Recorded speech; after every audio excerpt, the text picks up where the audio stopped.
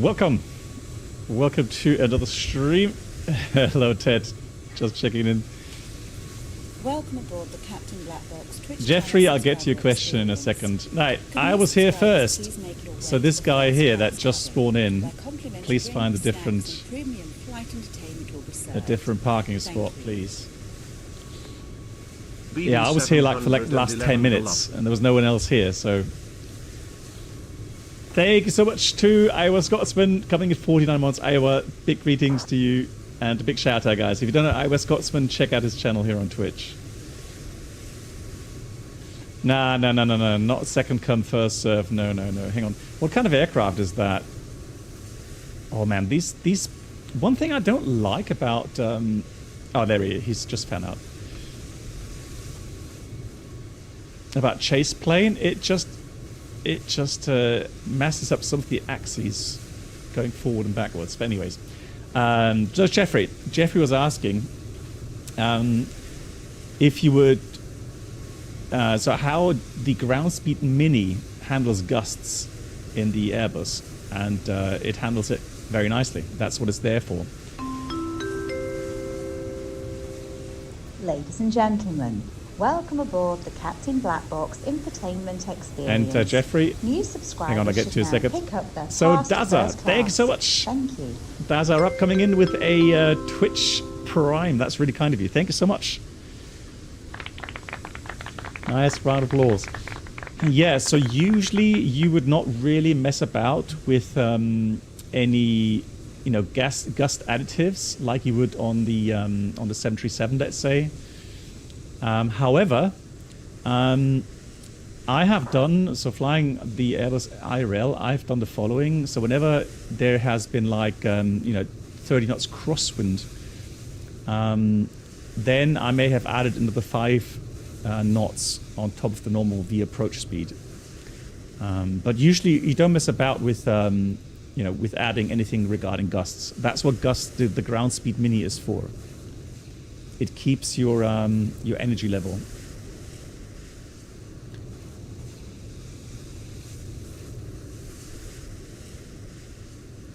Right, so I have filed my flight plan, and guys, yeah, like I said, this is a hey Nate, are you back in the US?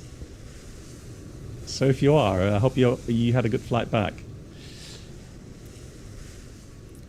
Welcome aboard the Captain Black Box. Yeah, so if you're wondering what on earth is going on here in Geneva, it's an event. So it's an event, Geneva to Faro. And so we've got to hurry up. We've got to get our aircraft set up. Karl, vielen Dank. Und danke dir für deinen Support. Karl, thank you so much. 19 months. Much appreciated, Karl. I hope you're doing well. I hope all is good. Yeah, Nate, I was thinking about you because I was just wondering, because of the London Heathrow issue a couple of days ago. So that's why I was wondering. Yeah, that's true, Ghost. Hey, Ghost. So hello, everyone. Hope didn't miss too many people. Voyager, Moin, Lent, hello. So I do hope you're all doing well and had a great weekend. Yeah, I mean, X-Plane, that's one of the downsides of X-Plane at the moment. And I really, really hope that the developers listen to the community, because there's been a lot of reports on their forums with the somewhat exaggerated crosswind behavior in X-Plane 12. I mean, in general, X-Plane does feel more realistic. However, it has a few situations that are not realistic. And one of them is like, 30, 35 knot crosswind. Aircraft seem not to be able to handle that. Hey, Organ. Right, Organ Aviator is in the house. Also a big shout out to him. Remember him that we did the shared flight not too long ago on X-Plane, and he has brought out his... Oh, actually, he's allowed me to showcase his new upcoming performance calculator. Now, let me just have a look. So what I will try to do is do the performance calculations today for takeoff, I think for landing as well, later on with his new Fly Smarter performance software tool. Right, let me just log in here.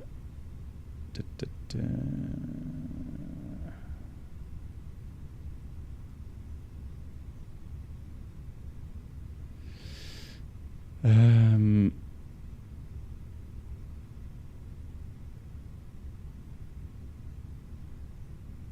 right, so let me just log in.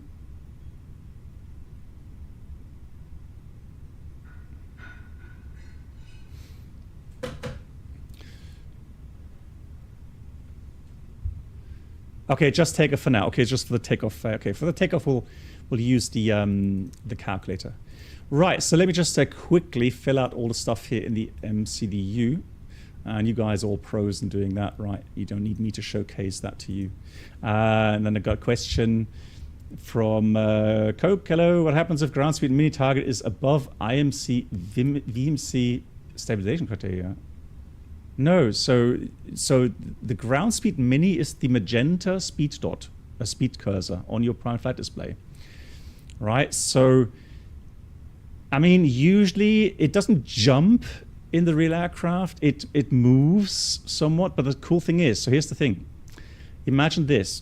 So let's say you're flying along stable 140 knots, okay, with you know, your magenta managed speed target, okay. So now you get a 10 knot headwind gust, which means the ground speed mini approach speed will increase by approximately 10 knots because it tries to keep the ground speed at the same speed. So that means your indicator has to then increase to counteract that 10 knot headwind component, right? That suddenly has. But the thing is, because you get a 10 knot kind of headwind shear, your indicator airspeed, so the inertia of the aircraft means that your indicated airspeed will also rise. So really what happens is that your indicated airspeed increases the same amount, or pretty much the same amount, as the ground speed mini speed target moves up, right? So that means that literally you are actually going to be more stable in the sense of your stabilization criteria, right? Because you will be more on the commanded speed. That's the whole idea on the ground speed mini stuff. So it keeps a constant energy level above the ground, i.e. a constant ground speed. That is the idea. Right, so we've cost next of 5, and initial climb was, I think, 340. 350 actually. Right, 350. Temperature up there is minus 52. Minus 52. Guys, I hope I had a wonderful weekend. We've had a beautiful, beautiful weather here, so I wish you all the same. 15 degrees. Get the ATIS in a minute. Now, we are on live time and live weather, correct? So we're in live weather, and we are on live time. 11 past? Yeah, perfect. Cool. Right. Also, I'm not going to go and hey Lido, how are you? I'm not going to mess about too much with GSX, guys. I'm going to just go load aircraft instant because we've got 2 flights today. So we've got the FENIX to Faro, and then we're doing a TOLIS A320-900 Neo flight from Faro to Barcelona in the X-Plane 12, and I have installed the map enhancement tool. So eager to find out how the ground textures look, because now they should look very nice indeed. Roger. So we've got Geneva ATIS. It says ATIS is let's have a quick look here. So we go ground services, no, my flight, weather, let's have a look. Departure ATIS. We got information November at 1620. That looks a bit old. It's Oscar. Let's just update that. Oscar, there it is. ILS 22, transition level 80, wind 208, cav OK, temperature 15, QNH 1006. Hang on, why is my wind wing not working? Crying out loud. Hang on. I need to do that real quickly. get my that working, and then now it's working. Cool, excellent, excellent, excellent. Right, so 106. Right, cool. So what we're going to do is we're going to go request the clearance. Massive update for 2024. Yeah, I mean, I hope so. Awaiting SU2 tomorrow. Is that like the stable version? What's the menu? Aviamar, you mean this? Well, this menu, that's a chase plane for Microsoft Flight Sim. Hey, Holger, moin. Do you land or just go around with 10-knot jump like that? Well, Jeffrey, if you can quickly, you know, within like 10 seconds, correct that kind of wind gust, then you know, and you stay stable in the approach, then you just would continue. Ladies hey, Cope, thank you so much for the welcome aboard for the tier the 1. Captain Black Box infotainment experience. New subscribers should now pick And up Nano, their hello pass to you. to How are first you? class. Hey, 757 Spy. Shout out. Hang on. Guys, if you don't know, I'm sure you all know 757 Spy. Fantastic streamer on Twitch as well. Check out his channel, please. Right, yeah, so this is the, you know, the new chase plane that's coming up. Currently, not everyone is allowed to get it.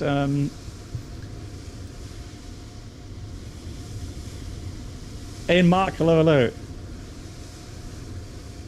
It was so Jeffrey. At that moment, it's up to you to decide. If you think you can still land safely, then you would continue.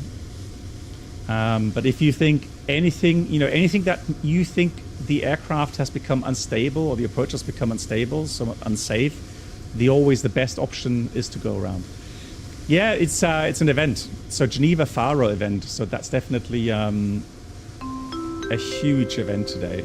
Really interesting. Ladies and gentlemen, welcome aboard the Captain Black Box infotainment experience. So CK Cope, thanks again for the tier 1. Welcome to our community. And Pot, thank you so much. Pot, how are you doing? Nice to see you, Pot. As always, so generous, gifting us up to 757 Spy.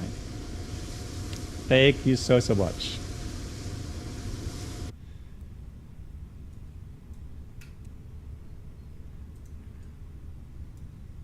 Right, cool.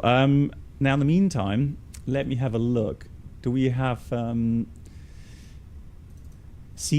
PDC? Doesn't look like it.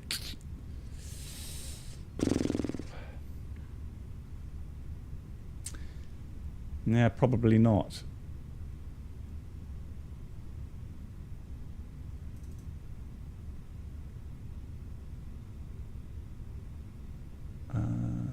Ground apron, find routes, no. All right, in this case let's go and fetch our clearance via voice then. Let's not mess about. I'll just quickly note it down here. His jet pilot's going to need to keep the ears sharp with ATC, the whole fleet is. Yeah, that's true. That is true. I'm glad I'm Air Portugal today.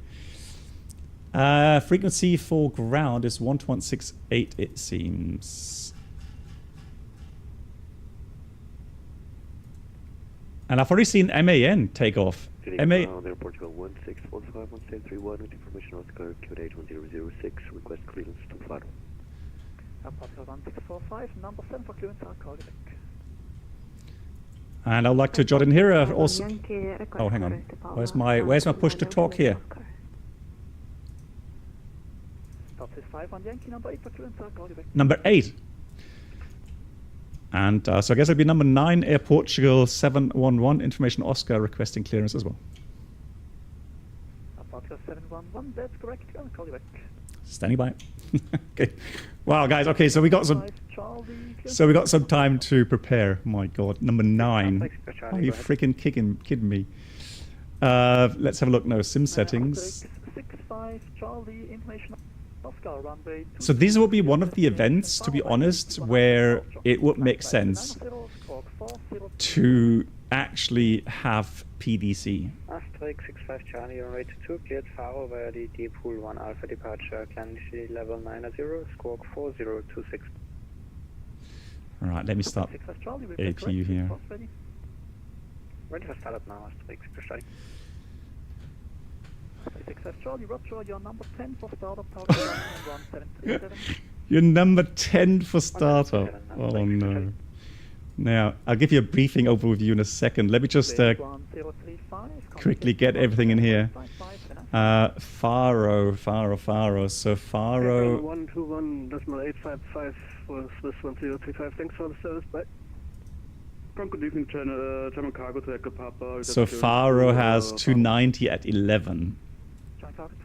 So it's going to be the ILS. We'll go with, is it Zulu? Yeah, Zulu 28. And that's going to be the Alagu, no, the Genro 8 Alpha arrival. Double digit arrival now via Gepti. There we go. So let's have a quick look at the approach there in Faro. I've been to Faro, and I think today we'll showcase, we'll show the video again. My approach there, real world approach, which was also runway 28. So we'll have a look how it looks like in real life, and then we'll have a look how it looks like in the sim. So we've got, yeah, that's pretty much the arrival routing. However, if it's busy, expect holding, delay vectors, whatever. Station calling before ready for startup. Second call, please. Right, so let's have a look here. Marty developer, hello. Are you using any custom camera software? You can. So Marty, I think I'm not sure. I mean the so what I'm using here is the Chase Plane app, camera app from Parallel 42. So anything you see regarding camera movements, that is due to the Chase Plane app. Right. So I'm not taking any credit for anything that I've done. It's just simply the app. It has a couple of new features, obviously, which are not available in the standard kind of Microsoft camera system. One example would be the cinematic mode. I mean, that's really more for the you know, flight sim content creators. But then again, on a longer flight, I mean, that's nice to, you know, to have as well. And yeah, that's also very smooth. I like it. However, now there have been some reports. Now I'm not noticing it at the moment, but there have been some reports that apparently Chase Plane is causing stutters for some people, and I've had that on my last stream as well. So today, luckily, right now, everything's fine, even though we have a ton of VATSIM aircraft around us. So not completely sure once I start the engines and how it works then. Hopefully well. Hopefully well. Alrighty. Good afternoon, EasyJet 613 mission Oscar. So quickly have a look at the Clearance to Faro F5. at the distance 886, and the flight plan says 88. Wow, that's exactly the same.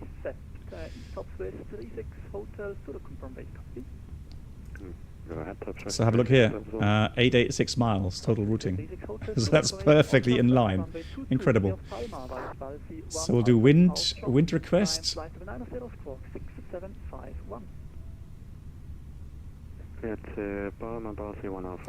So the next phase cruise wind to set. That's always weird. Why is where's my cruise wind? Do you have voice connection? First, stand by, I'll call you back shortly.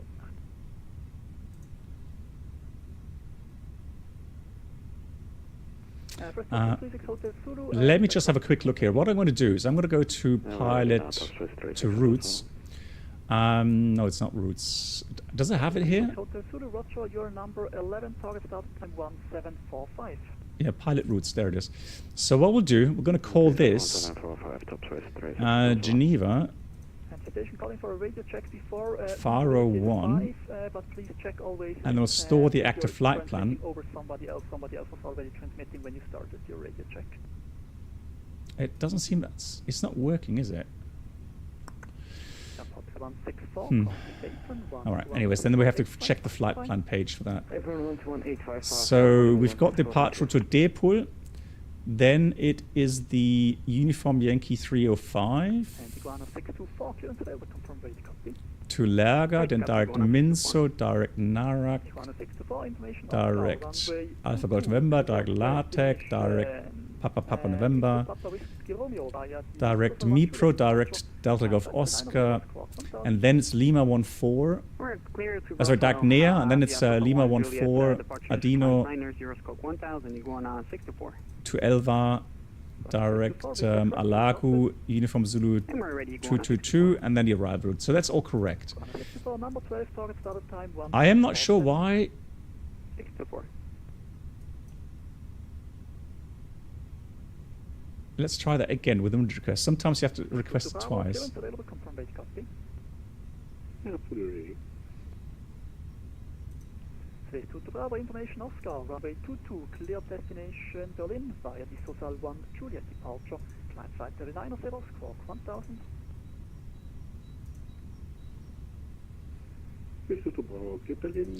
Yeah, I normally don't have to go through the ATSU to get wind data. All right, we'll check that later. We'll check that later. There's no... Oh, there's no cruise wind on the Phoenix? What? Stand for two Huh? Oscar and ready to cockpit DC clearance to Lima Papa Foxtrot Romeo. I'm sure there is, yeah. 536, you are number 8 for clearance, I'll call you back. And the target startup time for Sis2 to Bravo is 1757. 1757, thank you. That is interesting. Anyways, so 536, negative, the target startup we time have for the Sis2 to Bravo. I'll current call you back for clearance, database. you're number 8. Number 8, thank So you. the database is valid. Init A page is filled out. 610, We'll fill the B page out in a second. Board, clearance to Faro. Flight plan page is filled out. 6102 Ratnav. Good evening, I don't see a flight plan. Please refile and call me again. What do we need for the flight plan? EC58, clearance available, confirm rate. Papa Alpha Sierra is fine, so we're going to do Papa Ready, go ahead. Alpha Sierra. And then EC16, and then we'll do performance. Although let me just quickly have a look at the flight plan here, guys. So we've got a 59.3 zero fuel weight, and flight time is 2 hours, I think.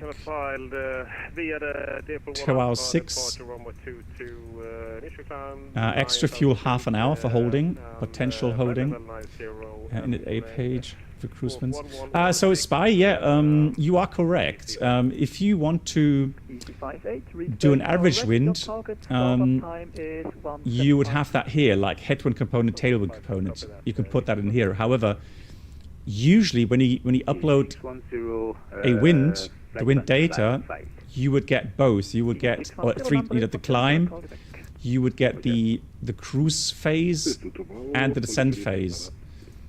Now, I just find it really peculiar that, yeah, there's no wind data in here, Bravo, you are number 12. I call you back. which is really weird. I was so sure that the Phoenix has cruise wind data. Austin 30 Golf, thanks for the patience. Contact Apron 121.855. Bye bye. 121.855, number 30 Golf. Portugal 1645, clearance available, confirm ready, copy. Portugal 1645, information Oscar, runway 22, cleared Faro via the Deepville 1 Alpha departure. Climb flight 39 squawk 5135. Clear to Faro via the Deepville 1 Alpha departure, initial climb flight level 90, squawk 5135, and we have Oscar Bar, Portugal 1645. Anyways, the routing, Alex, I have to give that to you manually. Hang on. We'll get to the ground of that, why it's not showing the cruise wind in a minute, guys. GPS 9 Papa Whiskey with information Oscar at stand 75 also requesting clearance.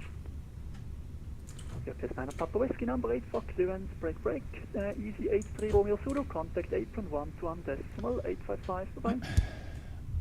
Yeah, Huddles, we'll check later. Right, anyways, so for the weather, today is a beautiful day, so there's not really much... the only thing en route, we'll show that as well.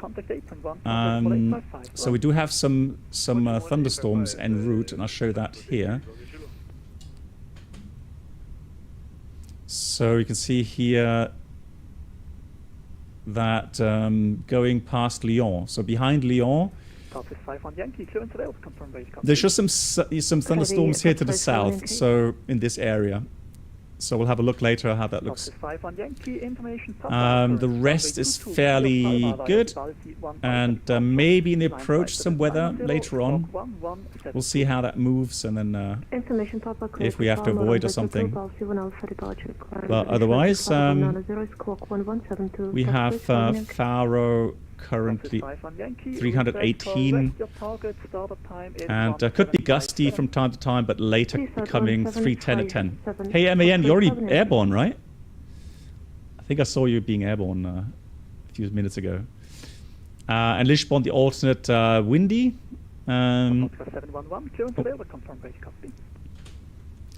Air Portugal 711 is ready to copy. Portugal 711, information Papa, runway 22, cleared Faro via the Deepville 1 Alpha departure. Climb flight level 90, squawk 5035. Air Portugal 711 is cleared via runway 22, the Depot 1 Alpha departure, climb level 90, squawk 5035. Portugal 711, read back correct, your target startup time is on the hour. On the hour, copy it, Portugal 711.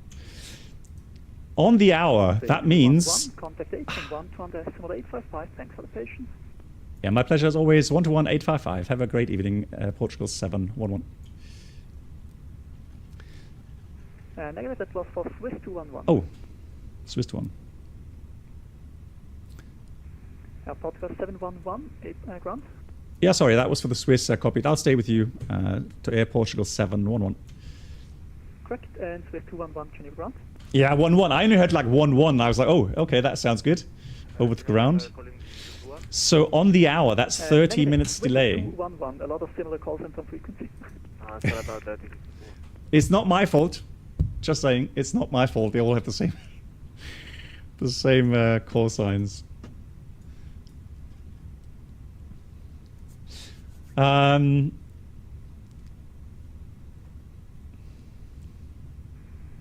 Okay, German cargo. Good. Alrighty. Let's see. Oh, you know what, guys? Okay, now, guys. Here's the thing. It's my age. I'm sorry, guys. We've had this discussion before, and I just remembered. So you can only. So here's the thing of the FENIX, and it may happen in the real aircraft as well. It will only load the cruise wind after you have inserted the zero fuel weight data. Right, so as long as you haven't entered that, it will not load and display the cruise wind. So let's try that. I think that's what I had the last time, guys. So let me just go have a look at the current loading. Thanks for the patience. Startup is approved. More coffee? Oh, absolutely. I could be needing some coffee for sure. So we'll enter 59.3 and 32.4.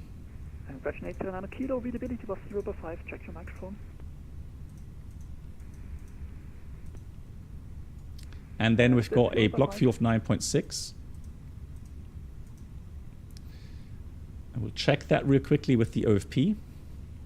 Again, these are things that are really, really important IRL as well. So that you check your fueled amount. So we have currently 9.6 tons. And you make sure that adds up. So 9.4, 200 taxi, 9.6. That does add up. And 59.3 is exactly as planned. So now what we're going to do, we're going to enter the alternate fuel value, which is, so the alternate fuel value will be defined here Clear to destination out of 22, DP1. So that's Lisbon and 1.6 tons. 15, top speed 15. So I'm going to put 1.6 in here. Top is 154. Small adjustment. Read back, correct your target. Yeah, I mean, I've got 30 minutes holding fuel, yeah. So now let's try that again. Okay, let's request the wind data again. And let's see if we this time get the cruise winds. Top speed 1549, danke.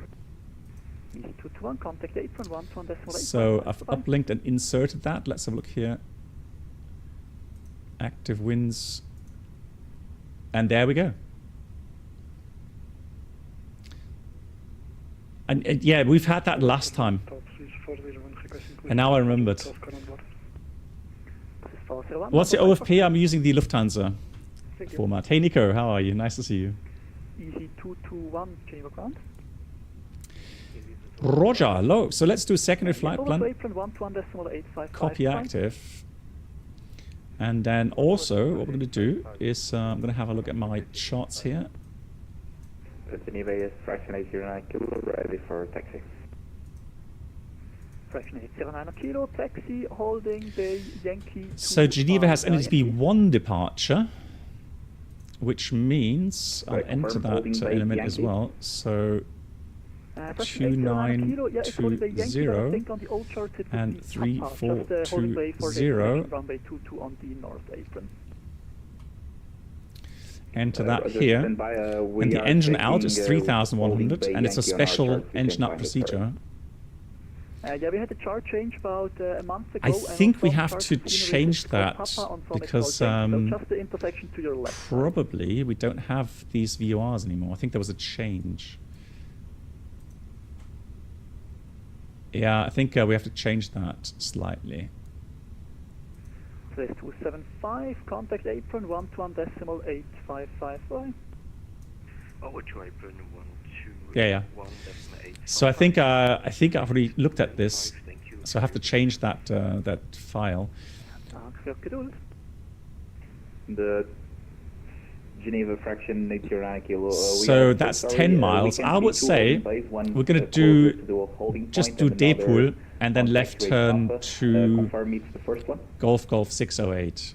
No, it's the second one, just holding short of the runway in the bay. Or if we have a look here at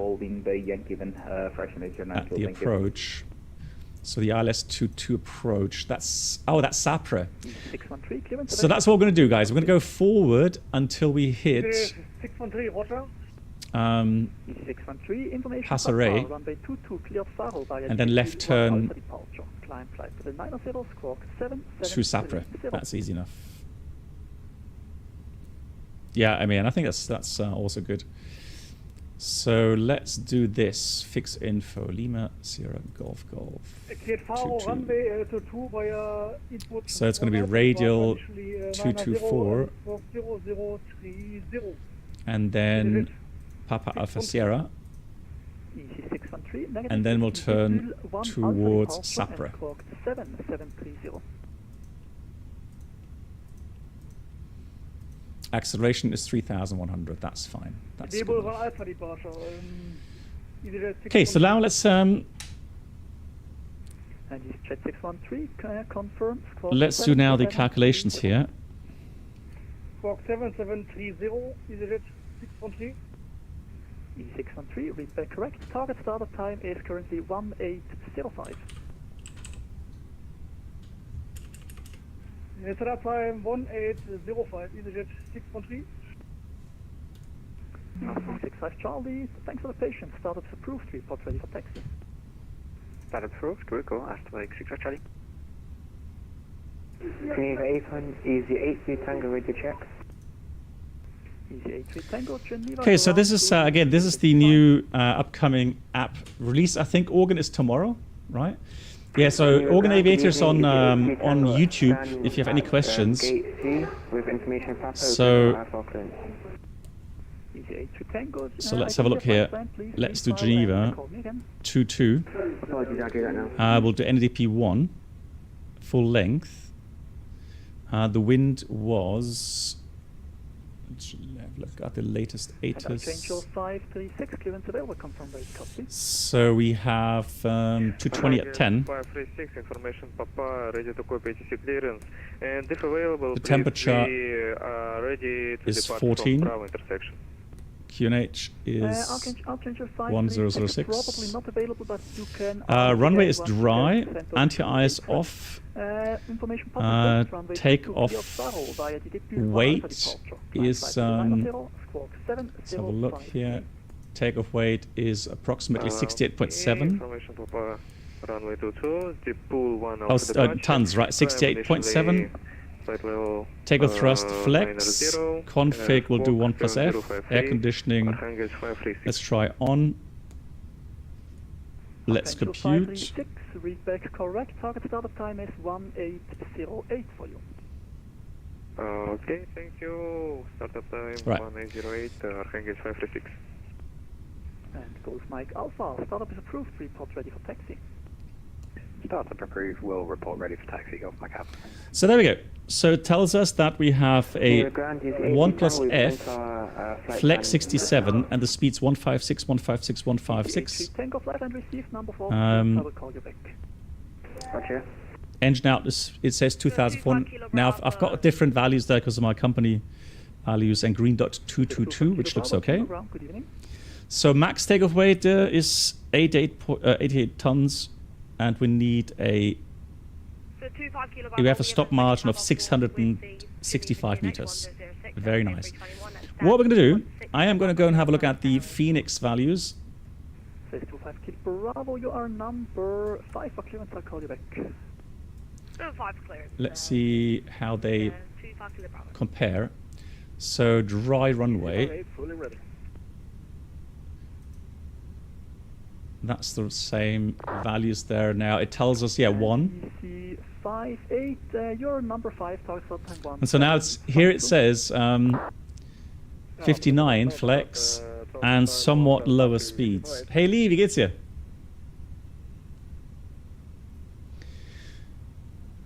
Right. So I am confident that both values will work. Correction 8, turn on a kilo, contact tower, 118.7, bye-bye. So we'll take the ones from Morgan's Aviator values and have a look. But again, I have no doubts that they work. What was the trim? It was down 0.3. Yeah, Lee, doing well. Thank you so much. So Lee, we are in a busy event again today. So we're flying Geneva to Faro. Estimated off block in about 18 minutes. So flex was 67. 67. And then we've got 1565656. Now it's not uncommon to have all these three values the same. So in the real aircraft I've had this many times, especially on the Sharklets.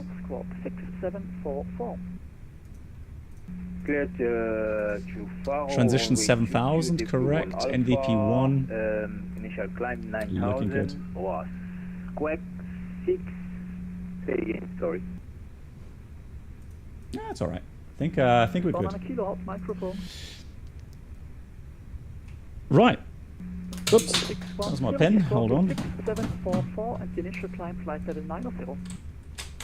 Squawk 6744, initial climb 90, easy 610. Easy 610, your target started. And that means I can give you a quick briefing.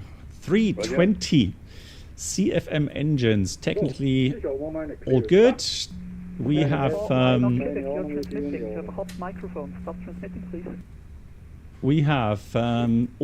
9.6 tons, currently 9560. Checked.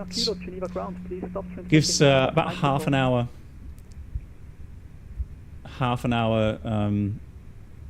Go back uniform, Mike Alpha, ready. Extra fuel, so some holding fuel there. And departure route is the cleared. Apologies, say again, Golf Mike Alpha. A Depool 1 Alpha departure. It's an ANOF SID. Initial climb 980 by ATC given, so climb on 223 degree track. When passing 7,000, but not before Passeray, turn right, track 233 degrees, via Argis to Depol. So Argis, if cleared at or above level 150, we have to be 130 at above at Argis, and if cleared at or above level 150, we have to be 150 above at Depol. Special threats, well, we have high terrain around us, so we're in the valley here, but the higher terrain is towards the southeast, with the Mont Blanc also in that region, so 10,600 very high, 7,000 this side.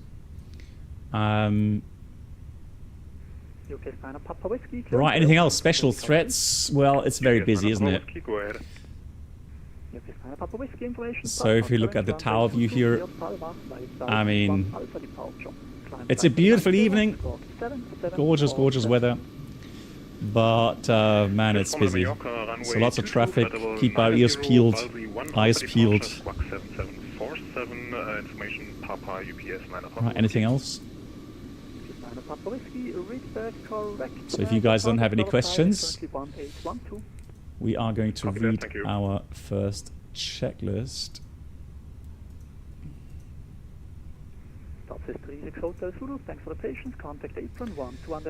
So the cockpit preparation checklist. Gear pins, covers removed. Fuel quantity 9,560 kilograms balanced. We have the seat belts on. ADIRS. NAF. And the Baro ref, we have 1006, 1,390 feet, which adds up here. And that's the cockpit preparation checklist complete. How do you find Chase application? Well, if it's not really, you know, causing stutters, like some people have reported. Today I'm fine. Actually, I'm quite surprised. Because yeah, I'm having some good FPS, no stutters at the moment, happy with it. And really, I mean, setup wise, I guess it has a better user interface, so people will be able to adjust viewpoints, save those. Another advantage obviously would be the option to download community files or share your own files with the community, just like we've had this in P3D a long time ago. One nice thing is the cinematics mode. Maybe that's more for the content creators. But I know you guys like to go outside from time to time as well, right? So. Cleared Faro lines, Dipole 1 Alpha departure, runway 22, information Papa, initial climb flight level 980 and squawk 674. Yeah, so hopefully they don't have bigger issues implementing this in 2024. I'm not sure what the big issue there is, but yeah, they're working on it. So. Yeah. Hey Yoda, wie geht's dir? Have you been cycling? 25 Kilo Bravo, clearance available, confirm ready, copy. 25 Kilo Bravo, ready, copy. 25 Kilo Bravo. Of course. Yeah, I wasn't cycling today, but I was cycling yesterday and 3 days ago, so also been busy cycling. But obviously not as much as you have.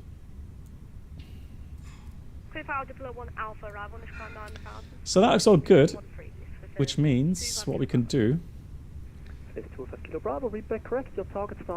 Let's get ready for our pushbacks. So that can go, and the chocks can go as well. Park and brake is set. Iguana 624, contact 8.1, 21.855, bye-bye. 121.855, Iguana 664.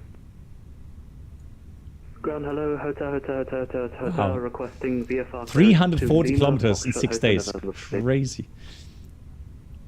Are you trying to get? Are you trying to become a professional? Professional cyclist. Roger, thank you. Tour de France waiting for you.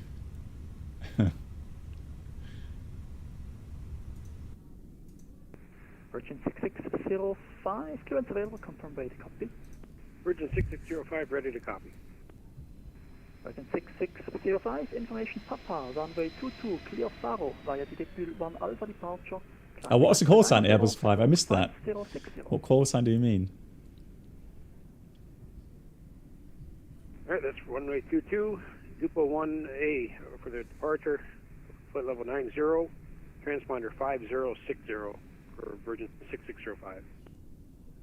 Virgin 6605, read back correct. Your target start-up time is currently So for the 1620. So for the taxi out guys here in Geneva, 1620 if runway for setup time 22 for is Virgin used for 6605. landing, Virgin 6605, that's it does have correct. a small speciality, and that is Number 15 for 6605. Should we expect to contact you at that time or a different frequency for pushback? hang on, not this one. No, I will contact you then and send you over to... So taxi out. After pushback, we're going to taxi out via inner and then link 5 and then alpha. Because you got landing runway delta. Now, if you're landing 22, it says somewhere in infos, I think, that you should earliest vacate delta. Reason being is that, obviously, if you vacate via Charlie, you're going to get into conflict with the aircraft taxiing out. And you don't. Oh, really? Hotel 5 times? Hotel. No way. Is that allowed? And hotel. The QNH is 100. Yeah, it is. Taxi holding bay Yankee 2. Lol. Report ready for departure. That is a joke, isn't Yankee 2 and copy the QNH. Hotel. Thanks. Hotel, and please set squawk 7000, and I need to read back for the... Set squawk 7700. Taking the squawk. And log off. Squawk VFR, so squawk 7000. Oh yeah, so VFR guys, I'm planning the following. Maybe some of you are interested. Tuesday, we have Bremen radar day. So they've got Bremen covered completely, and also Sylt, so the island of Sylt.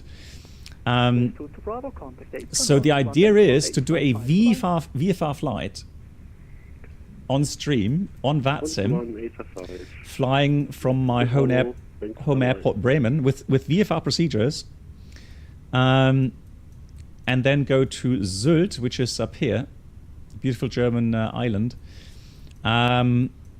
If you're interested, I'll post. That I forgot, still waiting for their clearance.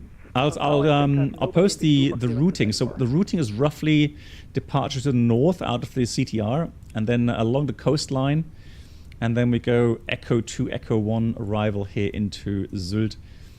I will try to take. Now I'm a bit. I mean, I would love to take the Cessna 172 because that's what I'm going to be training on in approximately, I would say, 2 months from now. And I'm already studying lots of stuff regarding VFR flying, guys. So I'm all in to get my PPL. I even have the full works of 4Flight, so I can showcase that as well. So give you, here's the 4Flight. So that's the planned routing. Oops, and I mean the 4Flight is quite expensive if you take the yearly kind of fee. But I mean, for that, if you're really flying IRL, VFR, for example, then the things you get here, including the VFR procedures, right on there. So the inbound holdings or the November departure point here. You get the vertical profile as well. So very important for us is obviously then to identify any potential, airspaces, or airspace, restrictive areas, etc., the NOTAMs, weather briefings, etc. So this is really, this is kind of the professional solution for that. You don't have to have it, but I'm a nerd, so I love this stuff, right? So that's that's me. And of course, I've already checked the aircraft, what they have in terms of equipment. I'm already looking at the limitations You know, takeoff speeds, climb speeds, that sort of stuff. So First yeah, Indiana 23 Alpha. I'm definitely correct. already Time is 1622. learning a lot. Do I use Rex Atmos? No. No, there's what I do use, but at the moment I don't. Portugal 1645. I don't think it's active. What I do use is yeah, there we go. So I have not I've not got game filter on today because I've reinstalled the driver, so I need to activate that again. So this is actually pure Microsoft.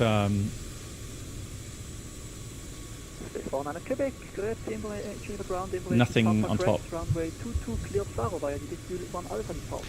Yeah, Drehflügler. So for me, you know, being again very new to the VFR kind of arena. I mean, I've flown VFR, you know, in Germany back in 1992 until 1995. So I do have some experience. However, that's been a long time ago.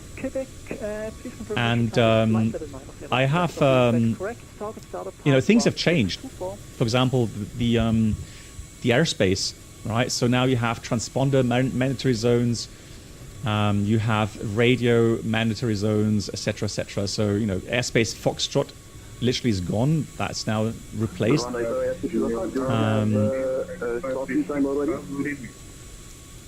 So all kinds of things, you know. So there's a lot of things that have changed. I need to relearn. How do you activate game filter? You have to have the NVIDIA. What's it called? NVIDIA app. Is it called NVIDIA app? I think it's called NVIDIA app. Very good evening. 664 is Airbus A330.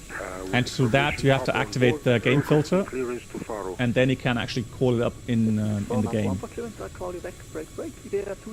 It's quite nice actually, because you can change, you know, colors, you can change sharpness, etc. Thank you, Evie. The thing is though, I've not changed anything. Okay, Archangel 536, yeah, here. You're still number 6 for startup, you're in the queue. Hey, Brennel, wie geht's dir? Yeah, so guys, if you want to fly along, feel free. So Monday, Tuesday, departure round about 18:30 UTC. Adera 23 Alpha, you are our target startup time 1622, you're number 13 in the queue. So our startup time was on the hour, so that should be coming up very soon. I was hoping to be airborne by now. 5 on Yankee, contact apron 121.855. Bye. So I know MAN is already airborne and he did everything right. Okay, bye-bye. So he's like, he knew what's coming, so he thought, I'm gonna be one of the first to get out. Hey, sir, go ahead. So the status, yeah, this is one of the bugs at the moment when you load in with engines running and then you choose the state on ground power. You get this. This will disappear after we started the engines. So Squawk is in. That's all done. 1137 and initial climb is flight level 9. Ted, so I hope you had a wonderful birthday. Yeah, the pictures said looked really nice, and it looked like you had beautiful weather as well. 264, feedback correct. Target startup time is 1626. Beautiful. 1626, startup 264. Hey, buddy! Welcome Oh my aboard God, the that Captain text. Blackbox Twitch channel subscriber experience.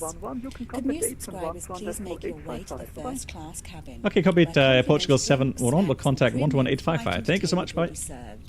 Thank you and thanks for the patience. As always, a pleasure. Thank you. You should get a Cessna 182, more power and simply more beautiful. But a Piper Comic-E or a DC-4 would be better.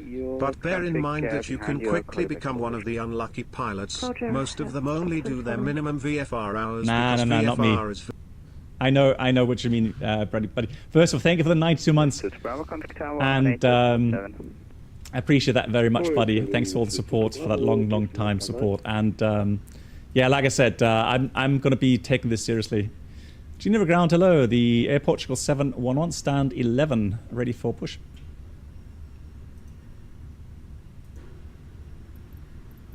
Last session calling, say again, call sign. Air Portugal 711.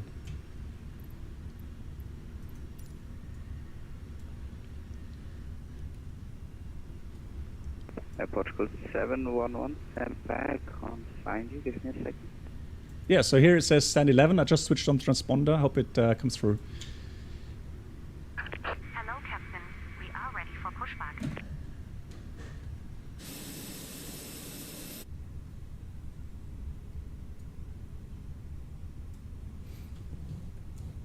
Portugal 711, now I got you. Stand by for push. Your number 2, I call you back. Yeah, staying by Air Portugal 711. Thank you. MMP, that will be the that will be chase plane, because chase plane, if you install that, it gets rid of all of your previous viewpoints. So that is definitely all. Geneva 624, contact tower 118.7. Tower 118.7, going out 624, good day. So one thing. 51 Yankee, push start approved, facing northeast, QNH 1006. QNH 1006, push start approved, facing northeast, top switch hotneck. Very good evening, to EJet 159, radio check. So let's do a quick edit pushback. EJet 159, I read you 525. That's amazing. We're the Boeing 737-800 with you on stand number 2. We have information. Papa, yeah, somebody said that as well prior to you. Request IFR to I honestly, it's been a while. So I don't know how much smoother this actually is, transitions. But yeah, if you guys notice something, then it's fine, I guess. Good evening, German Cargo to Echo Papa, stand 71, request pushback and startup. German Cargo 2, Echo Papa, confirm you have set squawk 4043.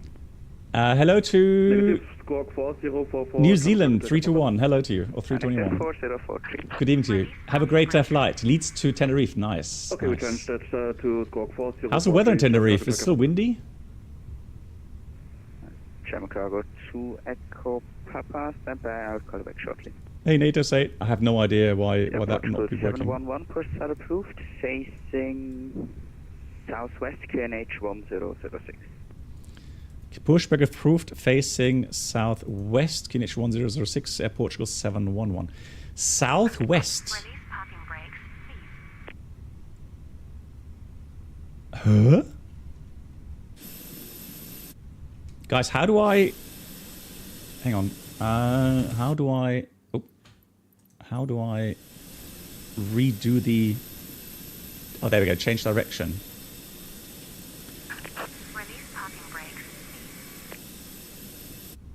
Hang on, come on. CZ58, contact tower 118.7. How come... 118.7, Southwest. Blimey. Ah, I guess he wants me to over the link 3 then. Ah, yeah, okay, get it. I get it. Oh. Come on.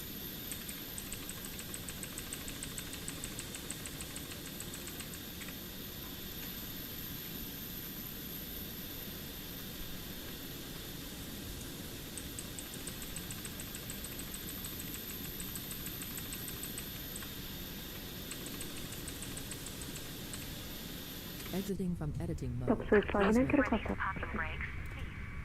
Top switch 590, take on point runway 22 via inner link 3 outer. Hey Dirkster, happy to hear that, yeah. It is a great add-on. It is a great add-on. Bernal, I am trying. I'm using shift, which increases the speed. So that should work.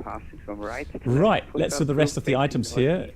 Transponders already on. Let's read the before start checklist. We have park brake off, takeoff speeds thrust, 156, 156, 156, flex 67. And we have the windows doors closed, and the beacon is on. Before start checklist complete. Engine start, and we'll do the start according to new procedures. So we'll start the engine 1 first. Engine one start. There you go. Top 1549, startup approved, QNH 1006. Startup is approved 1006. Top 1549. No, this is GSX pushback. Portugal 1645, contact tower 118.7. Contact tower 118.7, bye-bye. Contact Louis 58, contact tower 118.7. We have a good engine start. You can disconnect.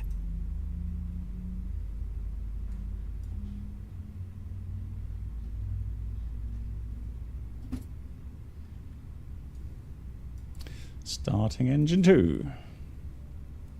Contact Louis tower 14 kilos ready. Tower 104. 1, 2, 3. Right, Brennell. So here's my look, right? So now I press it once, twice, 3 times. Yeah. So that seems to have fixed it with the problem that you mentioned. Via Alpha 276 kilo. Hey, Evie, you're the 3rd EasyJet to the right. Nice. You're flying to Faro as well?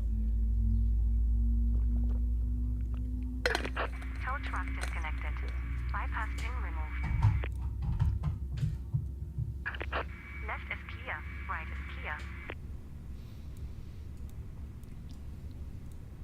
Good engine start. Let's do the after start items. Flaps 1. Then we'll do the flight controls. Full up, full down, neutral, full left, full right, neutral, and the rudder full left, full right, neutral. Just looking for the all clear signal. There it was. So we'll do the after start checklist. Anti-ice is off, ecam status is checked, pitch trim down to 0.3, rudder trim neutral 0, after start checklist complete. Easy 613, Geneva apron, go ahead. Ready for push and start or startup only? Easy 613, startup only after taxi, startup is approved, QNH 1006. Startup approved, QNH 1006, EasyJet 613.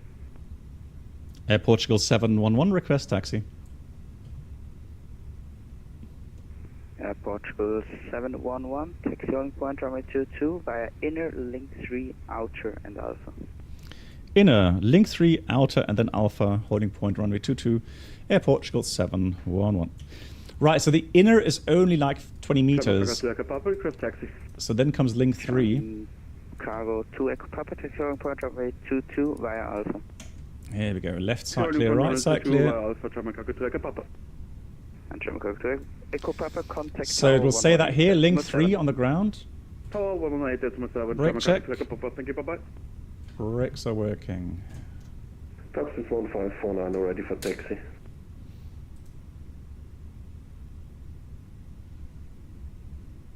Hey Luke, how are you? 1549, taxi holding point runway 22. No, Brennell, it's only for the Club 42 members.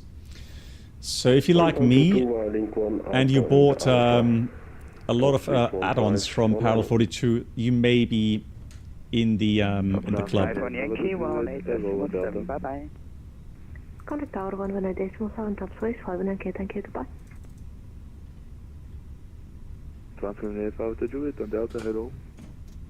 Scandinavian 5 Hotel Chulu, correction, Hotel Juliet, correction. Performance is quite good. Taxi stand. I mean, it's a big airport, and look at all the traffic right now. Actually, this got a call back. So I gotta hurry up here. There's one aircraft waiting. So that's what I mean with the pushback direction. I would have expected the other way so that I don't get in conflict with these aircraft, but that's just the way it is. So he's got to wait at the moment. Lower aircraft today, I think it's 526, 1042, information for request,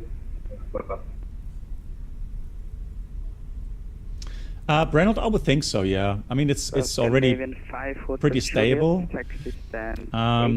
I don't think at the moment there's many problems with it, so... Please stand 8 via wing for any Scandinavian 522.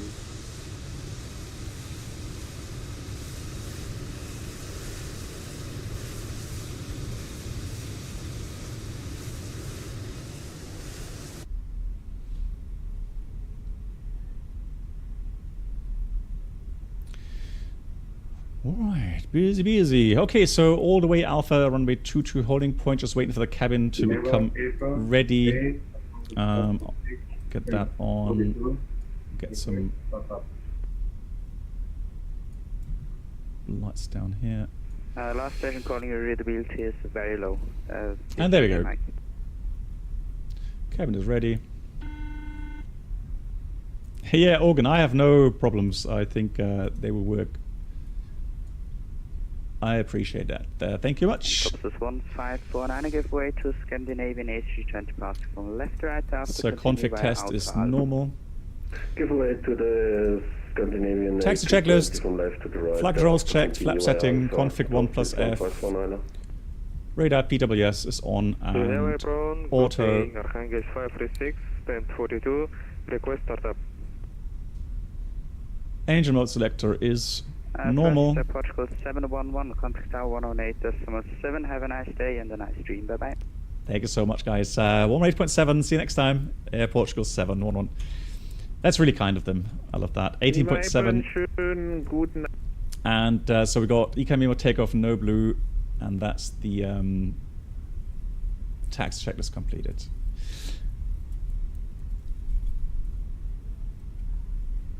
So good thing is, I actually met one of the controllers from VATSIM Amsterdam in Lelystad over the FS weekend, and so in his name, or for him representing all of the controllers here at VATSIM, I said to them big thank you, and also that I'm really amazed how well they do their controlling here on VATSIM. It always feels so realistic. And yes, I agree that has been something that has really helped, draw in more people into flight simming, or maybe even keep people in flying. Hotel, confirm aborting takeoff. Oh no, hotel. Hotel. No, we're turning to the heading 280 to join whiskey. Swiss 210 Alpha, winds 200 degrees, 10 He's he's causing a bit of commotion. Hotel, that might have been the slowest takeoff I have seen in my life. What aircraft is he flying, guys? Does anybody know? What aircraft is he using? You deserve an award. Easy 58, runway 22, line up and wait. Easy 58, line up and wait, thanks. Geneva Tower 1, top 61549 on sequence on Alpha. Top 6145, correction 1549, tower bonsoir. Hey, buddy, yeah, please do. Yeah, so Tuesday, buddy, and again, I'm going to try to do this as realistic as possible with all the correct German calls, So not English, VATSIM, but German 210 Alpha, contact apron radio communications on VATSIM. Apron 121.855, Swiss 210 Alpha. Good night. Easy 58, the wind's 210 degrees, 10 knots. Wow, they are so busy tonight. Arrival and departing runways. Hold. Are you even able to set squawk mode Charlie on your ultralight? Oh, it's an ultralight? Hotel, yes, affirm. Roger, yeah, please do that. Geneva Tower, hello from Air Portugal 711 on Alpha in sequence. Station calling tower, stay call sign only. Air Portugal 711. You're showing up for me as something 463. Can you just check your call sign settings in VPilot? Are you connected as an observer, perhaps? Let me check that. Easy 477, request landing clearance 22. Easy 477, yeah, you got plenty of space. You're still 2 miles out. Proceeding traffic is on the roll. I'll call you back. Let me just try that again. No. No, tap 711. That's all correct. Off Charlie Tower, bonsoir. Your number 2, continue approach. No, so all my settings, I wasn't connected as observer. The wind's 210 degrees, 10 knots, runway 22, clear to land. Easy 477. Easy 58. Yeah, so buddy, I'm actually, I've bought a PPL training program again. So I've got all the documents, and in that they have the radio communications as well. Hotel. Frequency change is approved. Hey, Durka, there he is. Below 4,000 feet. Brendan, it was lovely meeting you in Lelystad. Have a safe flight. Bye-bye. And again, I always love your positive vibe. You just seem such a happy, positive person, which is so great. Thank you, Mark, for the shout out, guys. If you don't know Durka, he's also streaming flight simming on Twitch. Make sure to check out his channel, please.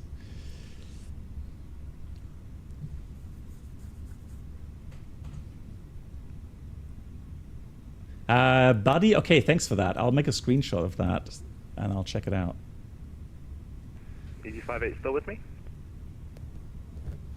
Right, let me just have a look at the VATSIM. I'm just a little bit confused why I'm not showing up correctly for them. 624 runway 22, line up and wait, no delay. Runway 22. Just make sure that I have everything correctly set in here. Easy 477, contact apron 121.855. 121.855, easy 477.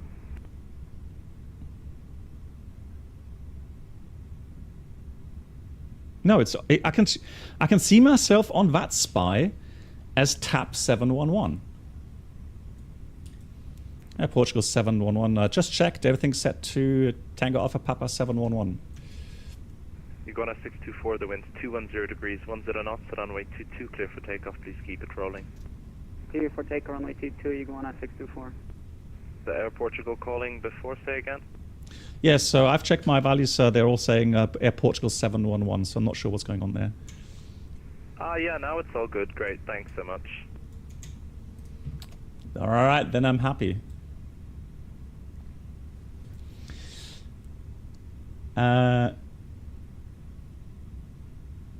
So yeah, so Durka, or Brendan, let me know when you're up for a shared flight in X-Plane. 64 airborne. Got a 64, thanks. Running 52 Golf Charlie, the wind's 210 degrees, 10 knots, runway 22 clear to land. Runway 22 clear to land, using 52 Golf Charlie. Yeah, so regarding the calculator from Organ Aviator, so it just writes it's going to be interesting once you have some contamination on the runway, and that way you can see the changes in your stop margin. Let me just have a look here really quickly what it would happen today with those values that we've entered. And we have a few more seconds here, so let's go with Geneva. Runway 22. 146, correction 1645, behind the landing dwelling A320, runway 22, line up and wait. So that was, I don't know, that's 200 at 10. Behind the landing traffic, Temperature was 14, 1006. Runway condition, first of all dry, and then we'll go through different. So we're now 64 point, let's see, 68.6. So we'll do flex, config 1+F, air conditioning on. All right, so. Geneva Tower, good afternoon, Easy 760 Tango, 10 miles. Easy 760 Tango Tower, bonsoir, you are number 2, continue approach. Continue approach, Easy 760. So while I'm taxing forward, so here's again the calculator with the values that we've had. And so you can see stop margin, top right corner, it says 653 meters. Oh, hang on, sorry, can't see that. Hold on. Disregard. There we go. So you can see top right corner, 653 meters. Now, if I go and put this to wet runway, And all traffic on the ground here, it's getting quite busy, so when I give you a takeoff clearance, I will expect an immediate takeoff. So then it's 166 meters. The busy rush out, thanks. Archangel 536, Geneva Tower, good day.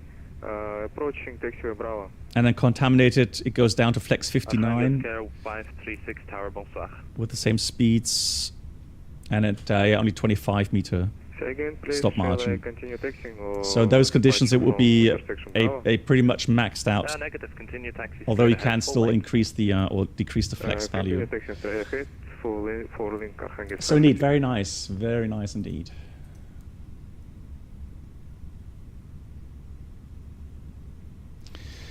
Geneva departure will be 119 decimal Ditto 8, Echo Tango, the winds 210 degrees, 5 knots, runway 3. clear to land. Hey Captain Madlock, how you doing? 119 decimal Portugal 1645, contact to departure on 136 decimal 255. So that's contact departure on 136 decimal 255. Bye bye. That's a different one. 36255. Okay. Good thing we listened in. Geneva bonsoir, Sky Fox 2. So non-standard. Sky Fox 2, Tower bonsoir, continue approach, you are number 3. Continue, Sky Fox 2. Well, hang on, that's Marseille control. No, that's not right.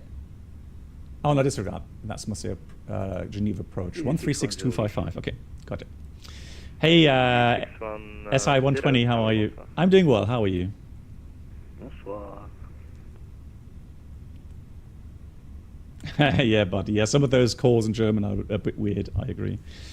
Dirka says, Brent says, let's do something. I'll message you. Yeah, sure, absolutely. Yeah, but, and we can have a talk about what you're up to. If there's anything you would like to be thrown, or have something to be thrown at you in some sort of abnormal. Let me know. I can do easy stuff. I could do difficult stuff. Echo Tango, contact apron. Whatever you want. 1.855. I'm looking forward to it. Apron 121.855, you're link 8, Echo Tango, bye bye. So that's all the same. Easy 76 Zulu Tango, the wind's 210 degrees, 10 knots, runway 22, clear to land. Clear to land, runway 22, easy 76 Zulu Tango. And here we are, in line. There's us.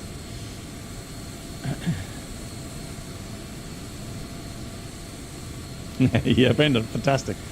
Looking forward to it.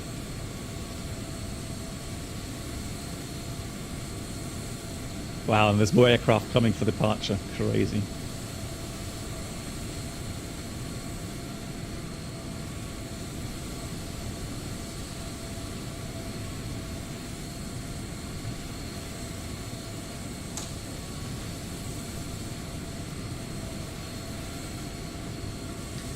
An Organ Aviator says he did a stream at Gibraltar with water contamination and a V1 RTO, and the stop margin was perfect. Nice, that's cool.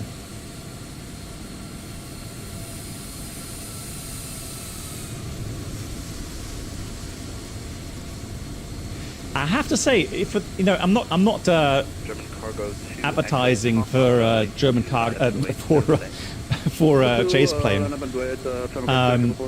But there is some features that are actually really nice. So these are preset views. And this one is called nearest runway. So that's really nice.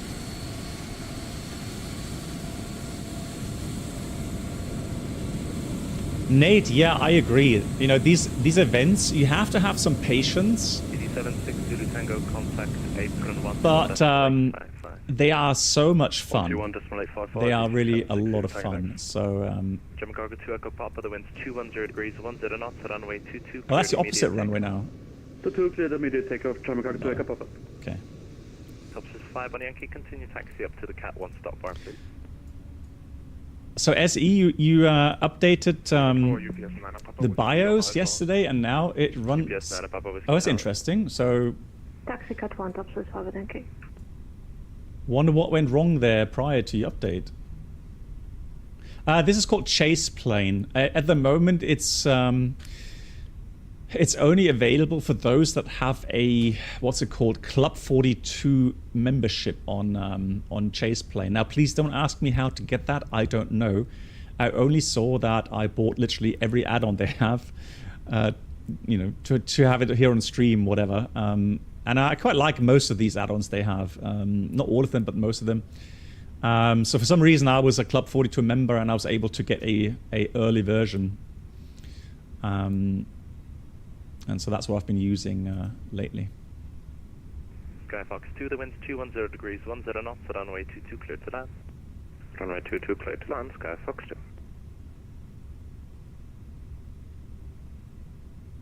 2. Yeah, buddy. I mean, if you came with that kind of call to me, I would be like, there, say again. German Cargo 2, Echo Papa, contact departure 136.255, over. Yeah, Aviamar, 255, German Cargo 2, Echo Papa, boys. I don't know. EC51 Yankee, runway 22, line up and wait. I don't know if it really causes FPS drops. It's hard to tell.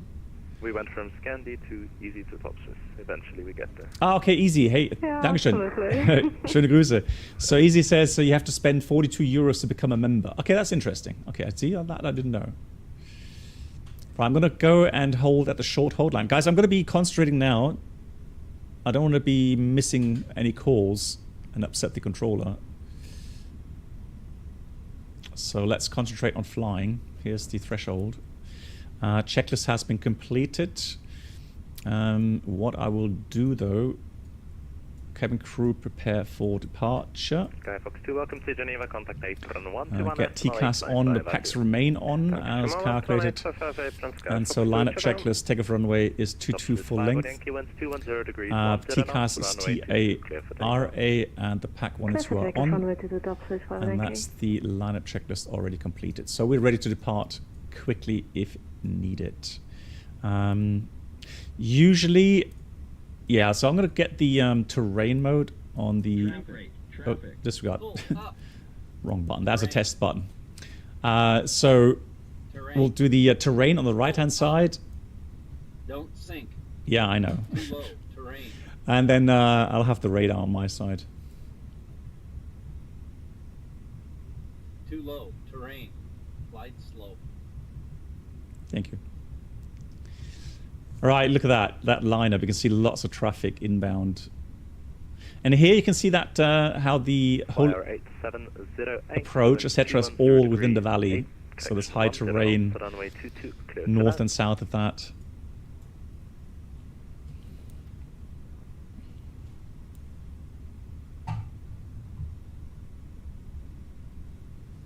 Flyer 8708 tower.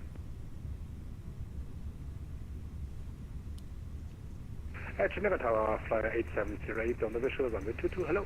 Visual. Flyer 8708, the wind's 210 degrees, 10 knots, runway 22 clear to land. Clear to land, runway 22, Flyer 8708. Oops.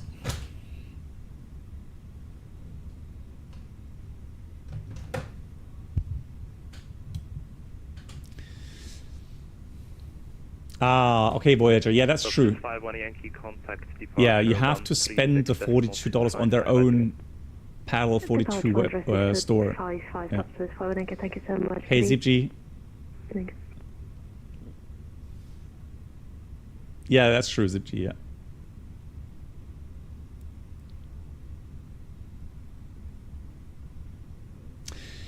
Right, in real life, if we faced that way, what we would normally do, as a courtesy to the approaching traffic, we would switch off all the lights. So just to avoid, you know, any blinding. Ethiopian 79, we're 7 mile final, runway T2. Ethiopian 79, tower ball style number 2, continue approach. Approach Ethiopian 79. So that's something we may have a chance to get out before the other traffic there, so let's hope we get a line of clearance.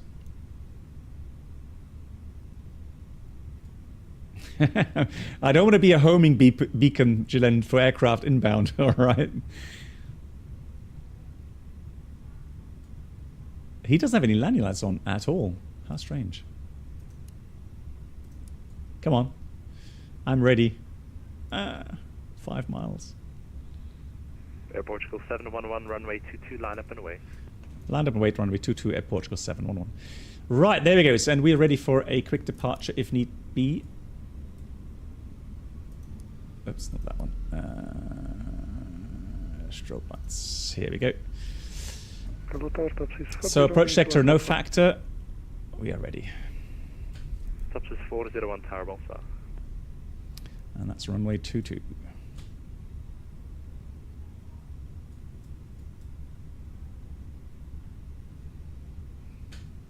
Flyer 8708, contact apron 121.855. 121.855 to you, Flyer 8708. Air Portugal 711, the wind's 210 degrees, 10 knots at runway 22, clear takeoff, keep it rolling. Yeah, rolling takeoff now, clear for takeoff 22, Air Portugal 711. Takeoff. Geneva Tower, Flicker 30 Kilo established. We have, come on. Manflex 67, SAS runway, auto thrust blue. Approach number 2, 30 Kilo. Thrust set. Cuban 729, the QNH 1007. Bumpy runway. 007, 100 knots 30 checks. kilo QNH 1007. QNH 1007, 30 Kilo. Subsys 1549, QNH 1007. 1007, Subsys 1549. E1, rotate. QNH 1007. QNH 1007, That's right. Gear up. DV 613, QNH Enough. 1007.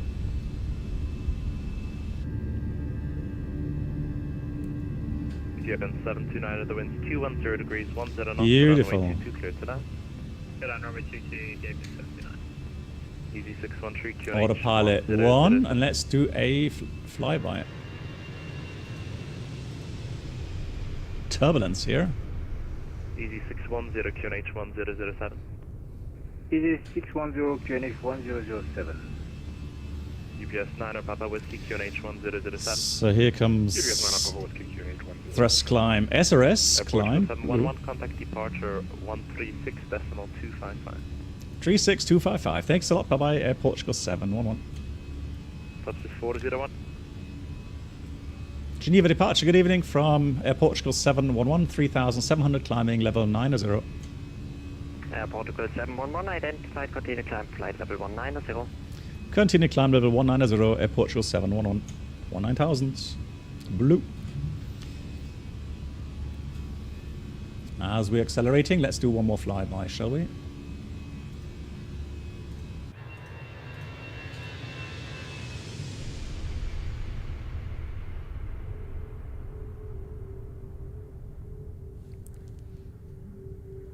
The howl of those engines, beautiful.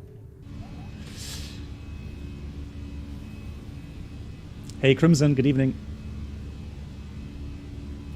Flap 0, speed checked. Flap 0.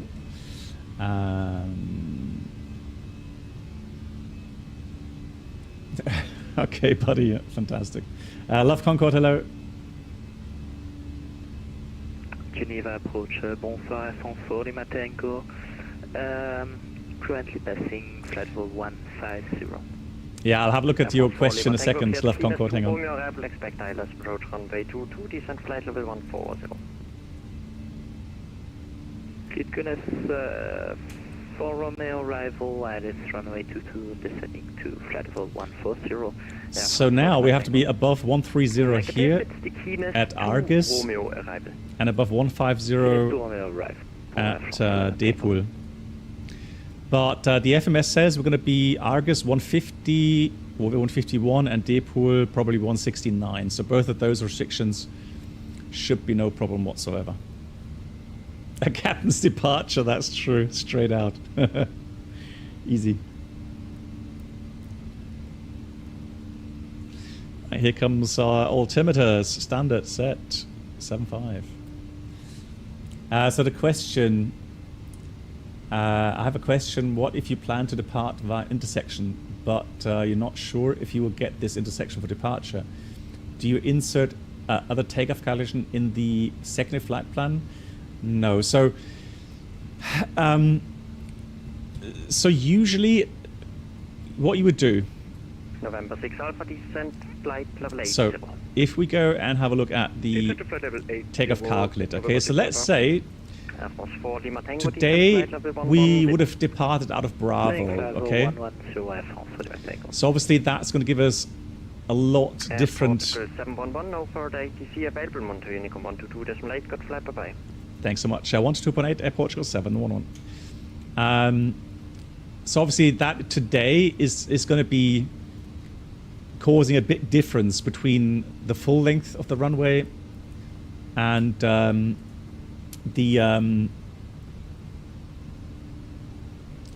intersection Bravo, right? That's a 1,300 meter shift. Okay.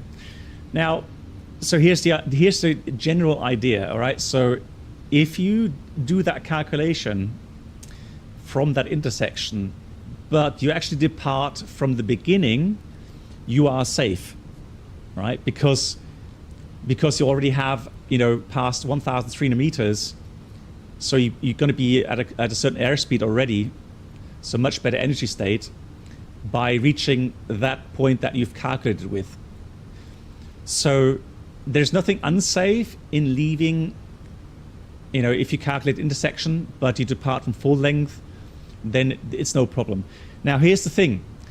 If you decide to actually change that back to full length, because you're not getting intersection, you're actually getting full length departure, and you calculate that, and you actually enter these values into the MCDU, then, strictly speaking, you have to read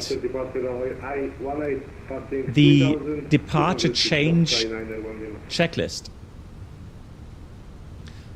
Right? So once you've read the taxi checklist already, once you're past the taxi checklist and you change anything with regards to your departure route, with your departure calculations, so performance calculations, or if you change the FCU altitude, you strictly speaking have to read that departure change checklist again.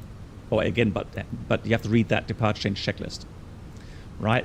That is just to make sure that everything now is correctly entered into the MCDU, and you have, if needed, rebriefed your departure.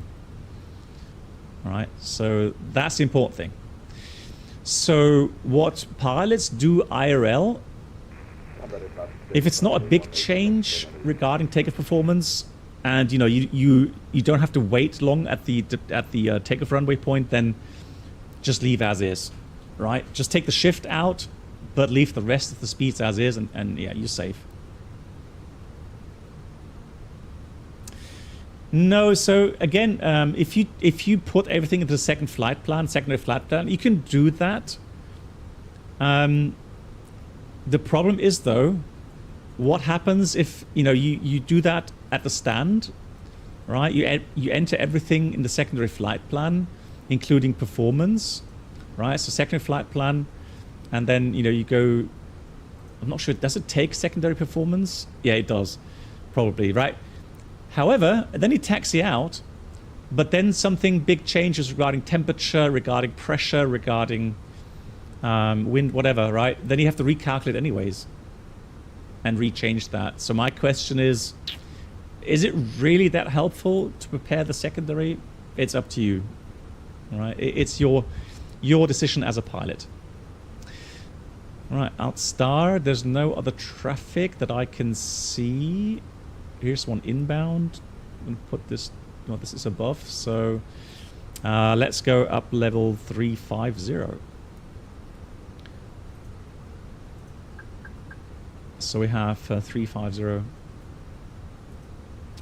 But in principle, so Love Concorde, also just want to make sure my point comes across. In principle, I'm a big fan.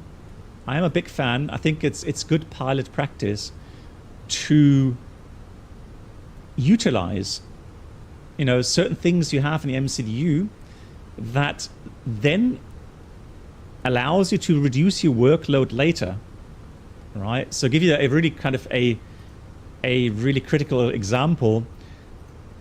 I know that some airline pilots at least in Europe, for example, that have some very short rotations.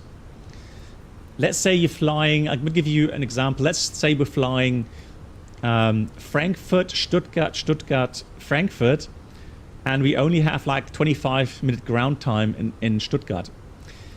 Then what you can do, right, once you're in flight, if you have the time, you can already, in the secondary flight plan, program everything for the return flight.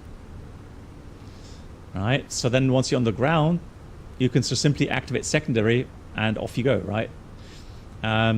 Or another very simple example, you are landing at an airport where you have two different runways which could potentially be given to you, right? So let's say you have 28 left and you have 28 right.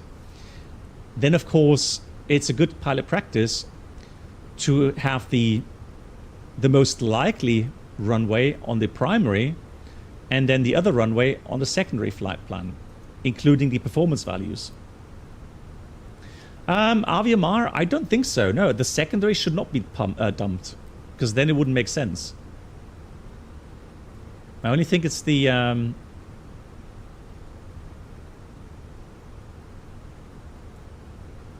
or, I mean, what you could do as well, I mean, you can let's have a look here. Data, pilot route.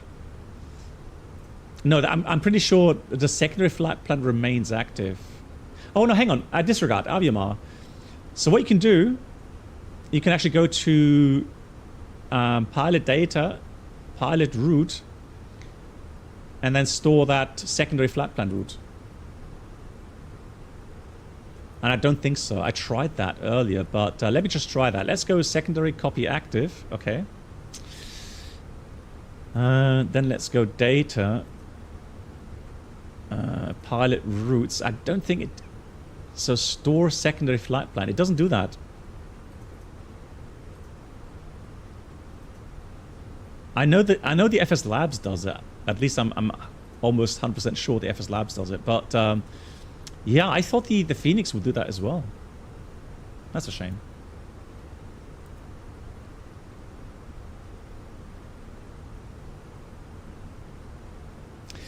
Right, steady enough. Let's get the rest of the items done here. That looks good. RatNav. We already cleared the... Actually, we have some more secondary flight plan stuff, don't we? Hang on. So we have fix info page 2 and page 3. So clear out everything. RatNav, make sure we clear out all the stations we've locked in. And we've already done the secondary flight plan copy active.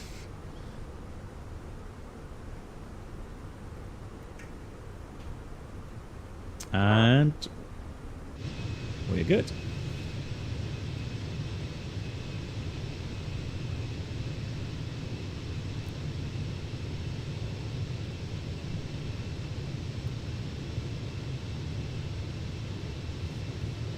Why are the landing lights still out? Because I was talking too much. That's why. As I often do.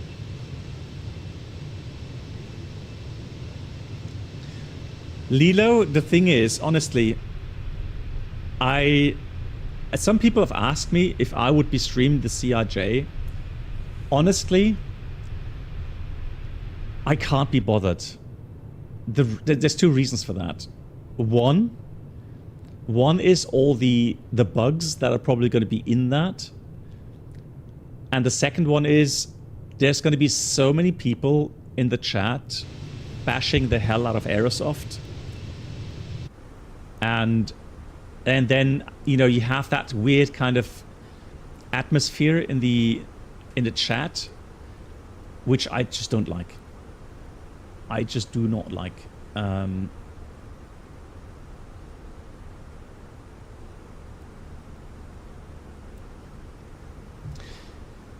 That does not mean, in general, so even though I didn't like what Aerosoft did with the 330 release, it doesn't mean that I'm boycotting Aerosoft.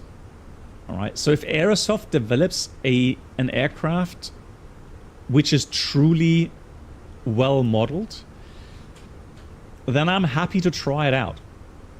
Okay? So I'm not boycotting Aerosoft by any means, but they need to prove that they are meaning serious business with any add-on that they're bringing out. Right? So I would be testing it off stream. And then if I think, you know, it's running on the level that we have on, like we have on most of these add-ons these days, it doesn't have to be perfect, because we've seen the INI builds wasn't perfect when it came out, right? But, you know, if it's on those lines where you can fly it A to B and, you know, it does what it's supposed to do and you don't get the feeling that you've been scammed, then I'll try it for sure, right? Hey, Jan. The CRJ can't do ILS? Seriously? I mean, or was that maybe pilot error?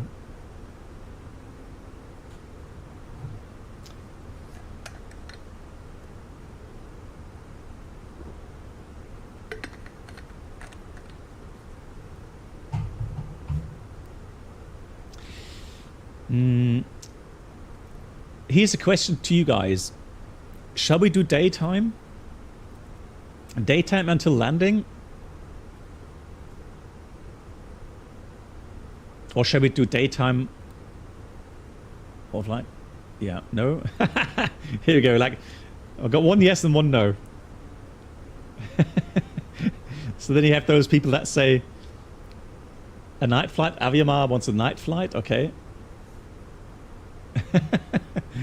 Oh dear, it's one of those, you can't please everyone.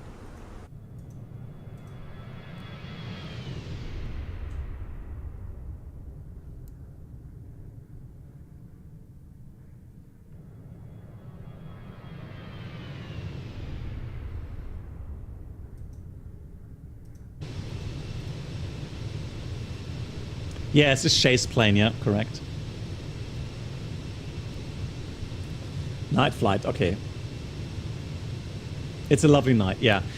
Okay, so the second flight, guys. So the second flight we do today on the TOLUS A330 Neo in X-Plane 12. However, we are going to use SimHaven overlay stuff. So the buildings are, you know, and trees that are SimHaven.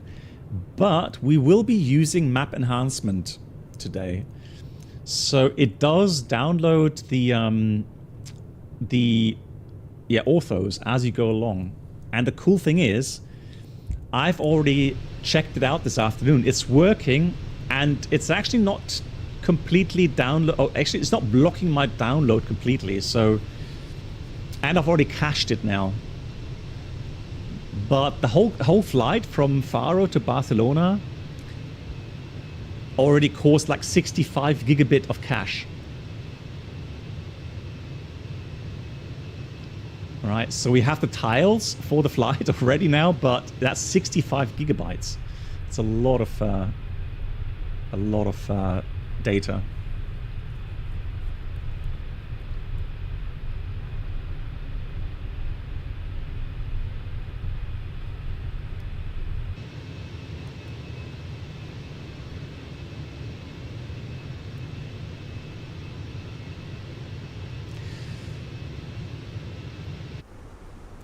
Yeah, the thing with Aerosoft is, so I don't know how many programmers they still have. And I don't know if you try to get some new people in, I wonder how likely they would join Aerosoft given the drama that happened with the A330 release.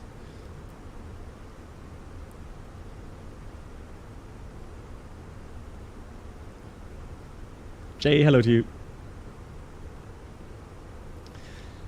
Yeah, I know bits. We are on VATSIM. Now, I'm pretty sure you are allowed to change your time on VATSIM. I guess what's important is the weather. It doesn't change too much.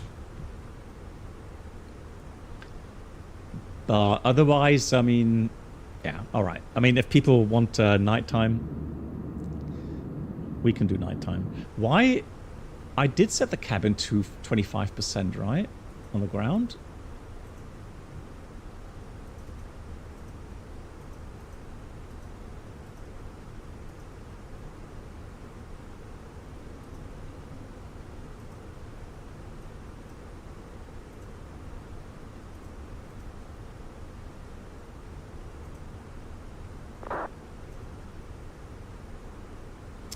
Lerga.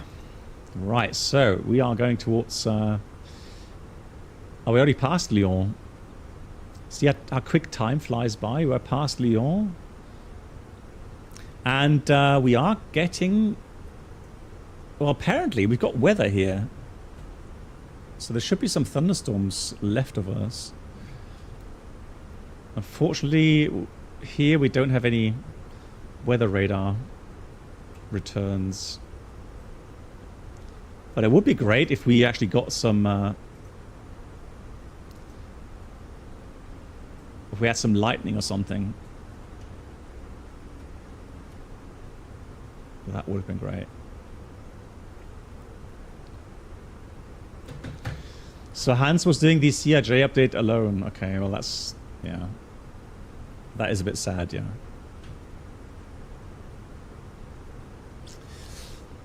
Yeah, so VATSIM requires you to keep your...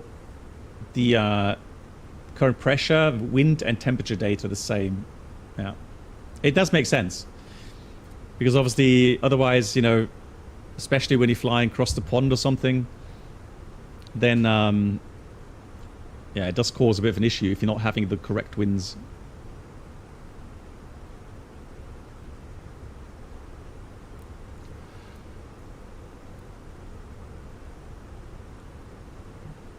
Right, let me just have a look if I can find my... Aviomar, let's check when is it exactly. Across the pond, VATSIM...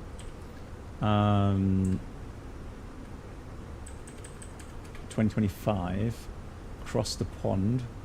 April 26th. Now let me check my duty plan if I am home on the 26th. So let me check. Let me check. Yeah, oh no, I'm coming back on the 26th from Minneapolis. Oh no. So I probably won't be able to join because very likely I'll be so tired. That's a shame. Yeah. But I can promise you once I've retired, then I'll definitely join every cross the pond.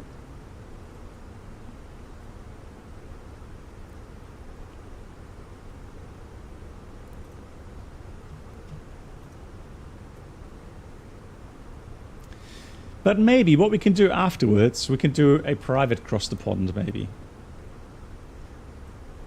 On a stream or something.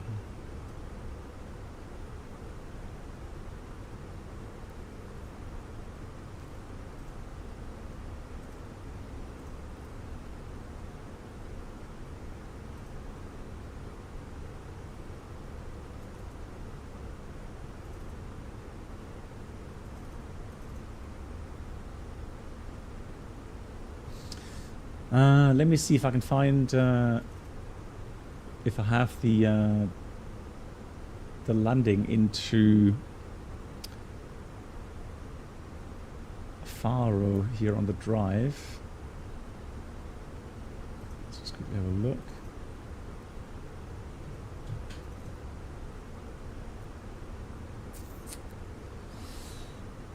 Not yet. So I'll have to quickly get a hard drive for that.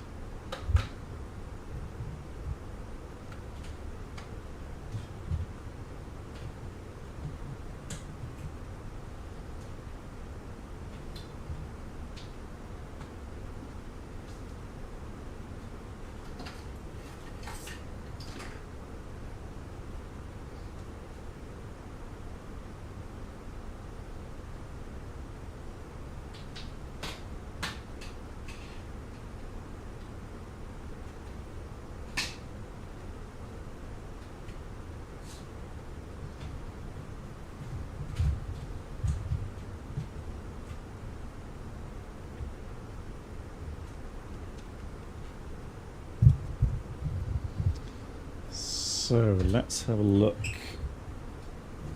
It's this one here.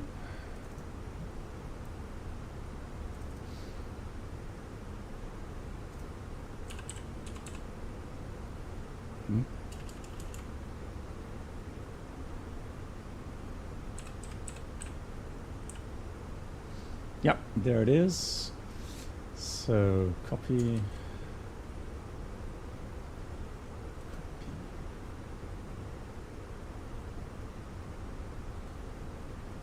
It's a beautiful approach that I filmed a couple of years ago while I was still flying the A320.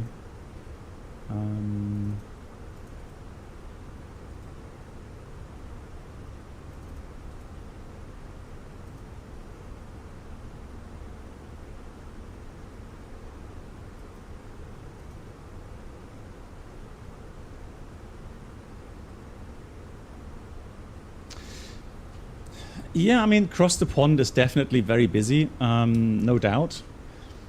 But I think a lot of people love that atmosphere, because it's like, you know, you just have to be making sure that you're up to your A game, right? That you don't mess up. And I think it's the excitement, especially takeoff and landing, just like we've seen here in Geneva, right? It's just being so busy. It's so weird. On the weather radar here in Sim2 in Volanta, there's supposed to be a lot of weather here. Look, here we are at Minzo, and I would say that could even be thunderstorms there, right? And here I can see the ground here. There's no clouds here. Something I don't understand.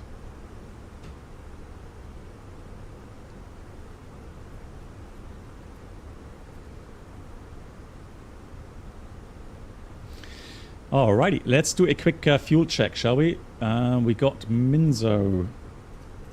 So Minzo we passed at 54 and 7.5 tons.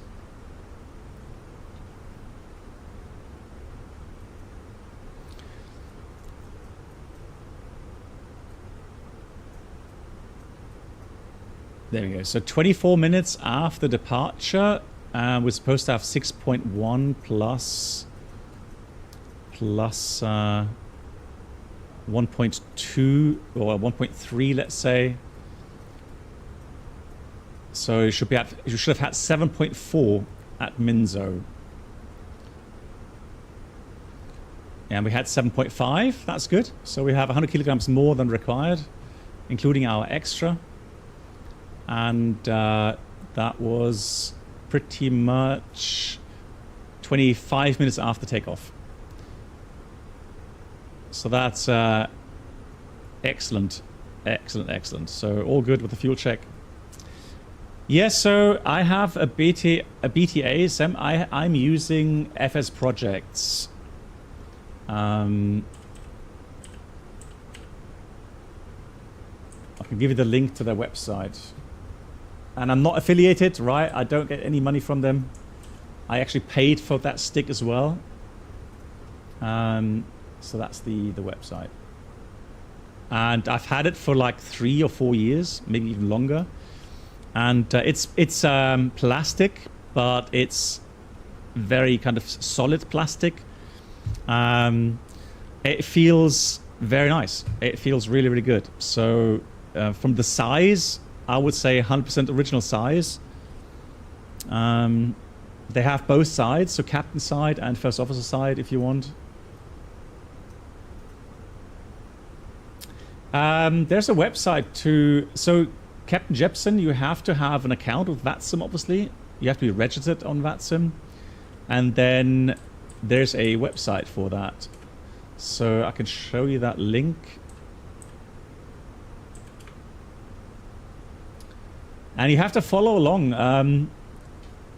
You have to follow along their announcements, because at some point they will announce the routing requests or the airport requests, and then once the airports are decided on, they will then do a raffle.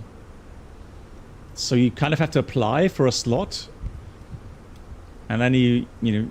If you're lucky, you get a slot somewhere on some routing. But these days, a lot more people are asking for slots than are available, so it is a bit tough sometimes. Yeah, pleasure. I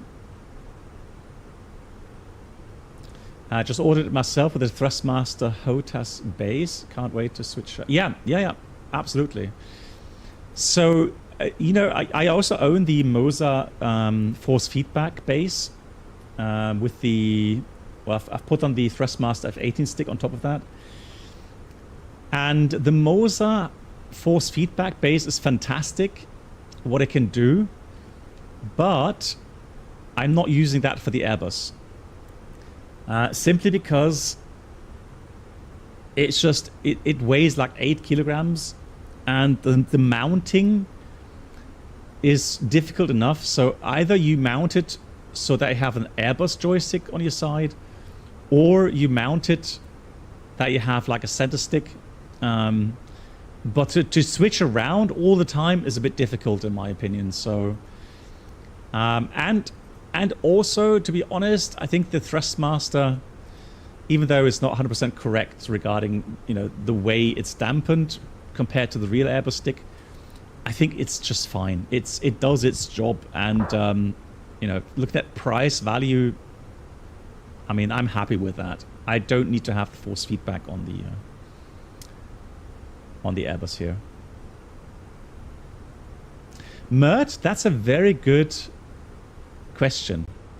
So Mert on YouTube just asked, doesn't the fact that you're using a joystick which has a different kind of feel to it affect your real world Airbus flying? Now, I'm not flying the Airbus anymore, so I've switched over to the 787, but I've done that for many, many years, and I can tell you that it has not affected my real world flying. But your question is a good one, because you're referring to muscle memory, right? So we all know if you play certain sports, be it golf, tennis, hockey, you know, these sort of sports that require you to practice a certain movement, and the more you practice, assuming you practice correctly, the better you will get, and the better your muscles will store that movement, right? So you have a muscle memory. And the same applies for flying. And so, you know, once you have many, many flight hours on the Airbus, on the real aircraft, you will, of course, make on average, you know, smooth landings compared to harder landings, right? Just because you've really memorized, you know, through that muscle memory on what to do with the stick in the flare, right? And so you don't even think about it. So really, you know, the whole thing, the stick becomes like an extension of your arm, of your body, right? So you don't have to think about what inputs you have to do. You just do them naturally, right?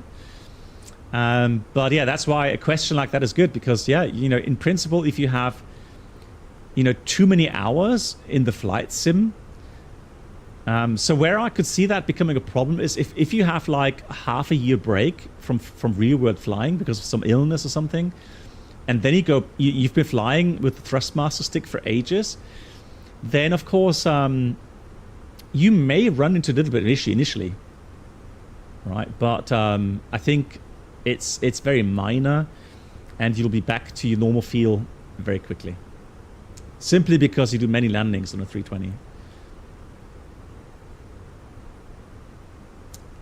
Yeah, thank you much, Matt. Matt, thank you. And Fishbone, hello to you. And Nate asks, FS Weekend inspired me building a new setup in my woodshop. Nice. Hey, post some pictures, please. Yeah. With home comfort. Good one. Good one. Make it very ergonomical, right? What are your opinions of the INI A350? Well, there was another update, wasn't there? Now, I didn't have time this afternoon to install the update. It was 1.05 now, I think. The INI, it's a mixed bag for me. So I consider myself being more a seasoned flight simmer. So someone who appreciates more the realistic side of things in a flight sim. And so when they advertised, you know, for the A350, I was really caught up as well a bit in the hype that was created, right? So my expectations were really high. So personally, I was a bit upset and disappointed because of the crash to desktop issues, first of all, but then also noticing some things system-wise that were, you know, inaccurate, right? That they were not, you know, at all representing the real aircraft. So yeah, that was like a little bit of a letdown. Now, the thing is this though, it doesn't mean that you're not going to enjoy the A350, okay? Because everyone has different, you know, expectations, different levels, right, in your flight sim experience. So the features the Inibuilds offers are good. They are great, right? Be it the brake to vacate, be it the way the checklist integration works. You have some failures with engine failure, bird strike, rapid decompression. I like those things. I personally think these are great to have. Now, some of you may not care, but I think you know, those kind of implementations, or be it SEPA DLC, be it SimBrief uplink, etc. I like that. I think in that regard, the Inibuilds 350 is good. However, I do agree with many people here that are questioning a little bit the pricing with regards to what the aircraft offered, at least at the release point. And yeah, and then people, of course, argue correctly, but it's for two platforms, right? It's for 2020 and 2024. So for two platforms, you know, that price that's a fair price. Yeah, I mean, that's an argument, right? So has the big performance update? I don't know, has it? A cup holder a must? Absolutely. I've got one behind me. So from October onwards, once I've retired, so actually from November onwards, once I've retired, I will have a face cam, and I'll show more of the flight deck here that I've built. I'll make a video on the stand that I have with the different options regarding, you know, cockpit setups, etc. So not much longer. Hey, stick figure.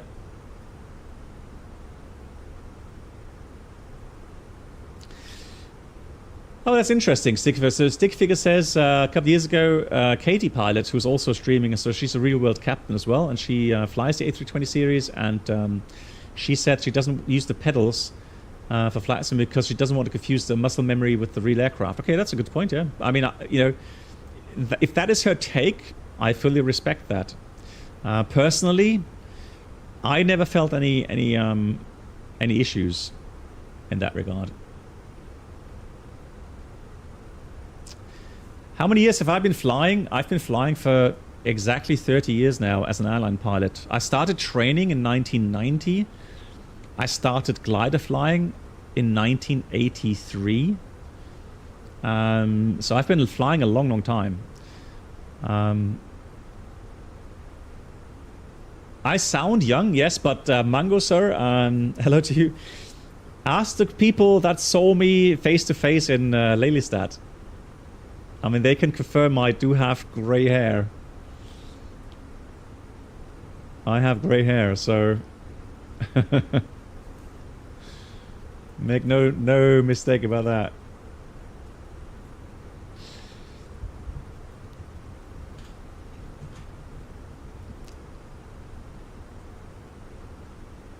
Time to fly the A400 in the German Air Force. Actually, I am. You know, I've signed a contract. So I was in the German Air Force during my national duty or national service. Back then, we had to do 1.5 years of national service, and I did that in the military in the German Air Force. So I wasn't a pilot, but I was in the German Air Force officially for 1.5 years. And then when I joined the airline, I had to sign a paper which relieved me of reserve duty. So I don't have to do reserve duty in the German Air Force. However, in case of a war, and in case they need more pilots, I signed a contract that I would be joining the German Air Force to fly transport aircraft. But I think at 55, maybe I don't have to anymore. Hey, Peter, thank you much for the private message.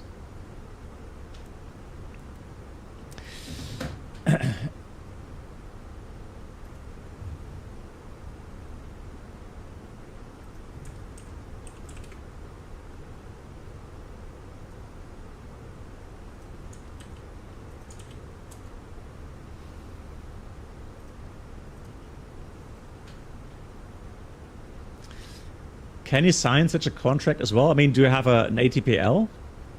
Then you probably could.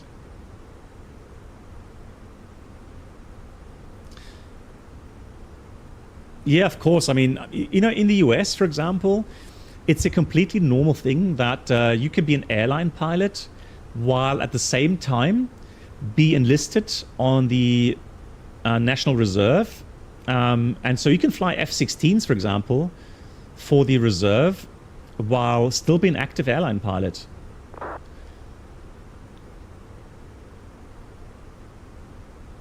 So the US does that, has always done that, or at least for the last 30, 40 years or so. No, that's why you want a contract. Well, Janent, I don't think so then.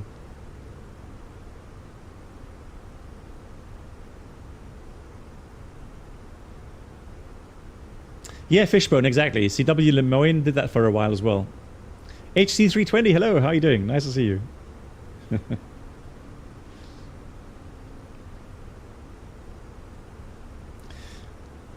Yeah, so my career, I started flying the 737 as a co-pilot, then was a co-pilot on the 747-400, and then I was a captain 737.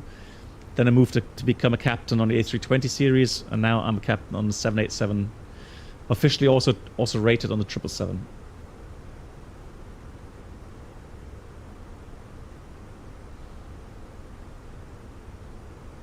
Yeah, Rambo. I have a young voice, right? And I've stayed young at heart. Ask my wife. So I'm still. Or ask my daughters actually. My dad jokes are the best, so you know, I've stayed young at heart, all right? Which aircraft do I prefer? My absolute favorite aircraft has always been the 747.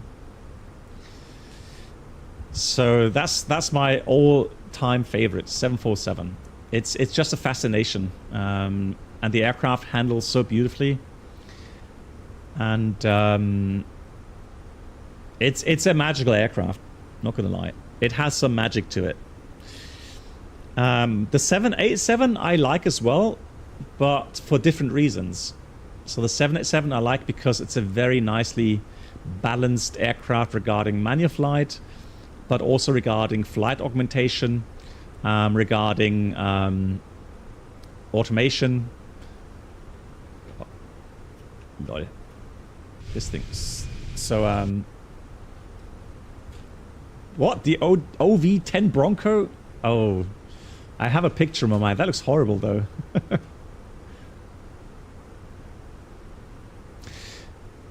Yeah, so back then, so Captain Matlock, here in Germany, back in 1990, I was lucky enough to join a big airline training program. Back then, things were a bit different. Back then, in 1990, they were looking for over 500 pilots per year. And so there's a huge demand back then. And back then, obviously, the prices were a lot lower as well. I only had to pay 15,000 euros. So that's 30,000 Deutschmarks back then, roughly about 15,000 euros, 15,000 euros. So nothing compared to today, right?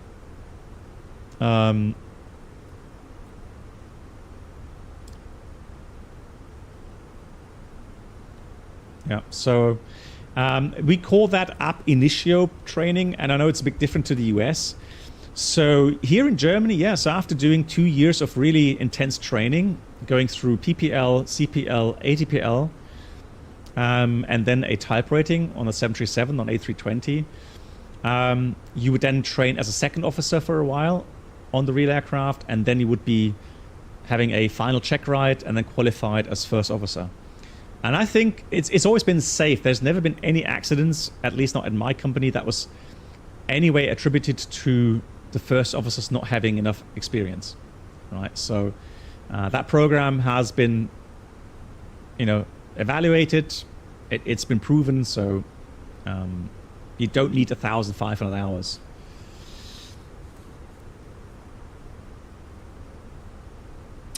Well, Flurkle, it's like in any company, you have the option to put in a request, right? So to apply for a new job, or well, not, but a new kind of a position, right? So it's the same deal for airline pilots in big airlines that have many different aircraft types. So, you know, you have a initial aircraft like a 737, A320, and then you have also aircraft where you can progress on. You don't have to. So you don't have to fly larger planes or go long range. You don't have to. But if you wish to, you would wait until your seniority is good enough, right? So every pilot joins has a so-called seniority number. And so as time passes by, you improve with regards to your seniority number, because you have pilots retiring, right? So those pilots that retire, they drop out from that list. So you continuously move upward on that list. And so once you have the seniority to apply for a new position, then you can apply. And then, yeah, once the day comes and your training starts, that's it, you move, right? And you don't have to do a test or anything.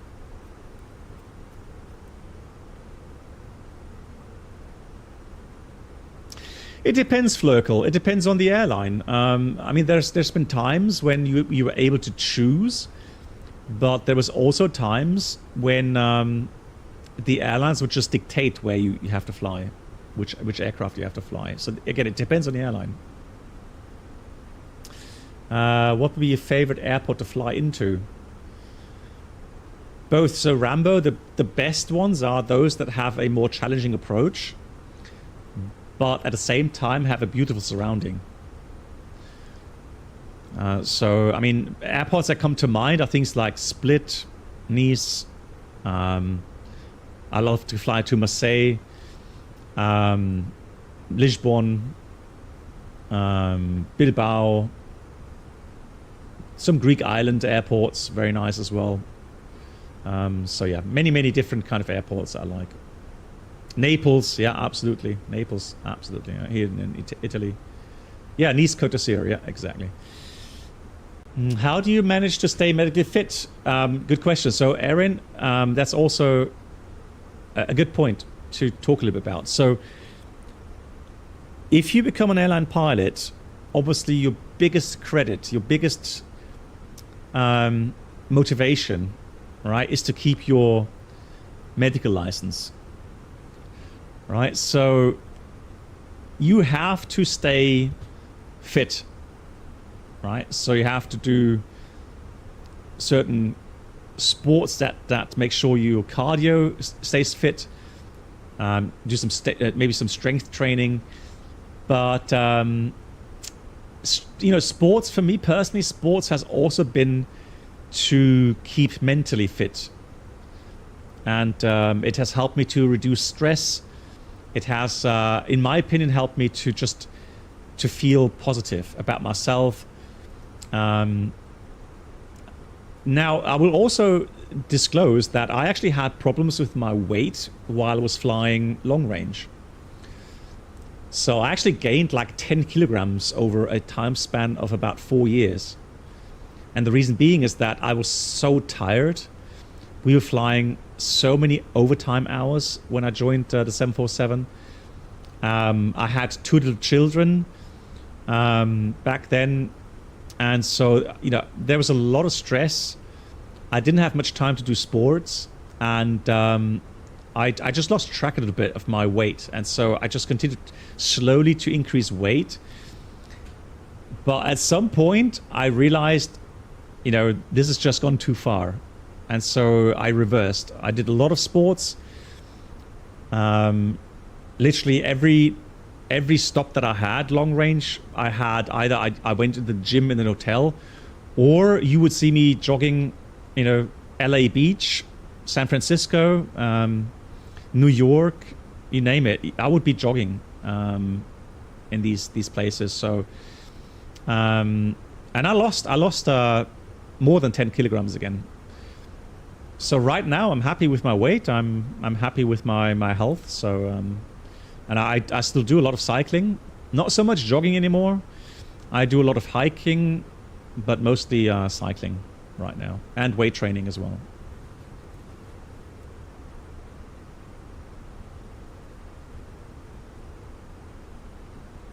Hey, nice backseat flying. Yeah, cool. GG's.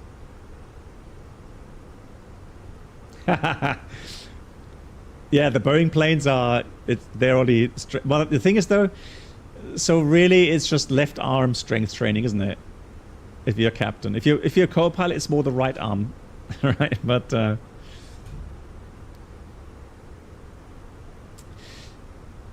yeah, so you know, Fishbone, I get asked that quite often, especially from friends or neighbors, you know, when they now hear that I'm retiring at the age of 56.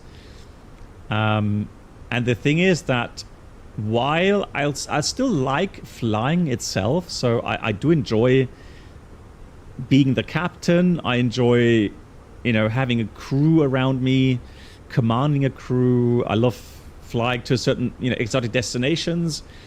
However, I've come to a point where I've seen everything really. So I've got, I think if I have to estimate, I have 22 to 23,000 flight hours.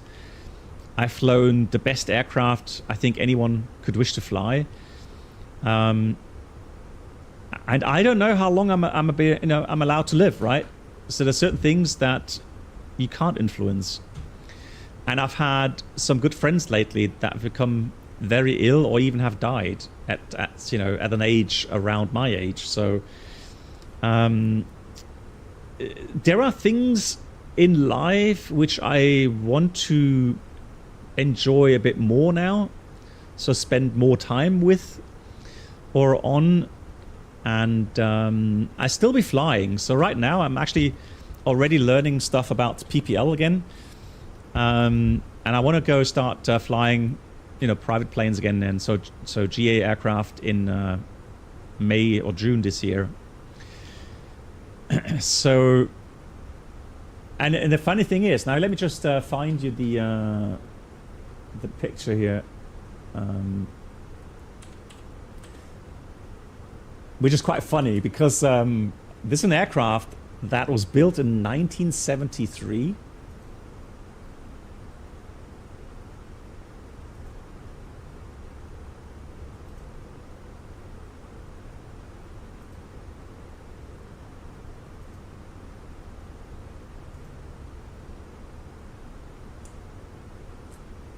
Let me just find a picture here. Hold on.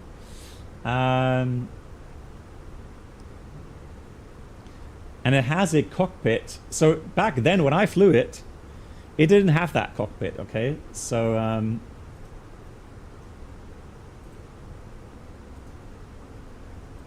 but let me show you what it did. So it is a 172.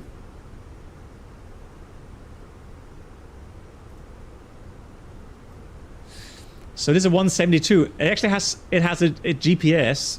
It has a Garmin in there and electronic instruments. So back in the day when I flew this apparently this is actually IFR rated.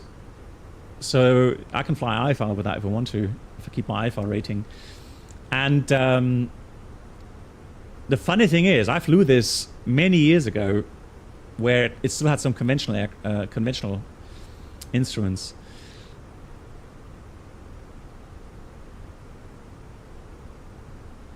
Will it cross the Atlantic? I don't think so, no.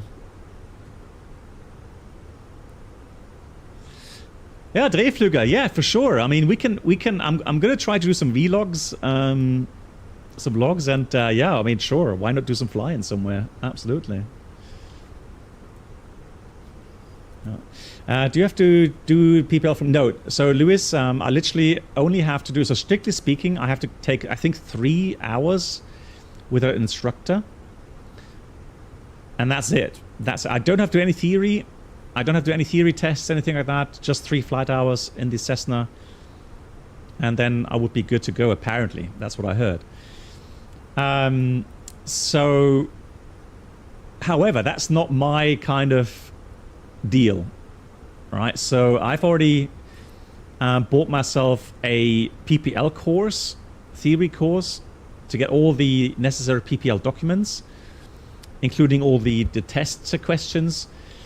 Also, I've already looked and watched literally all the YouTube videos from the German ATIS or DFS regarding VFR flying.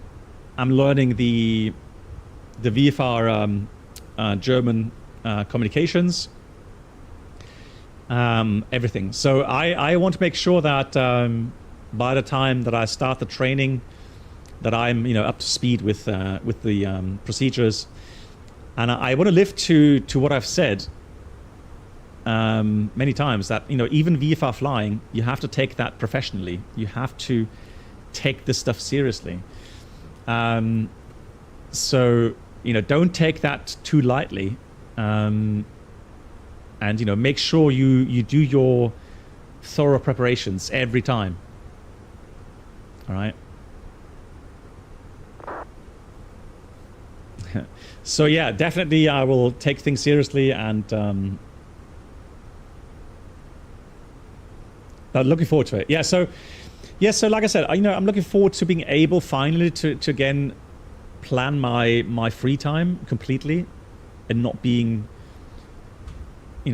pressed by someone else, so I can decide when I want to go on holiday, and I'll decide when I want to fly, right? And I'll decide where I want to fly to, and these sort of things. So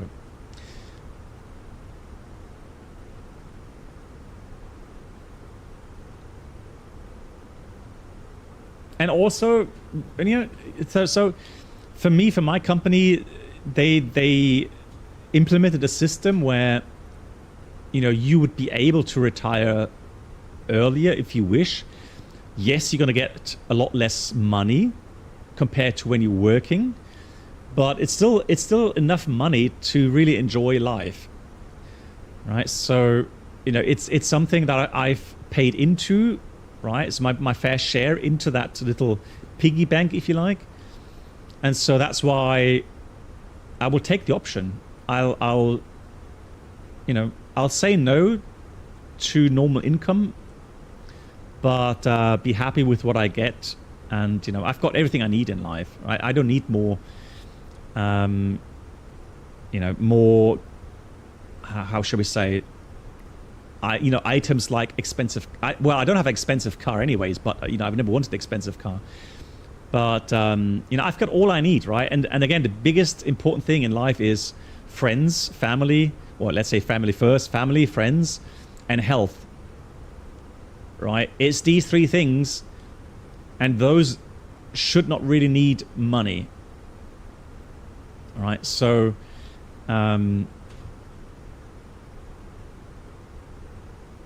And then in the end, everyone has to decide on what makes them happy, right?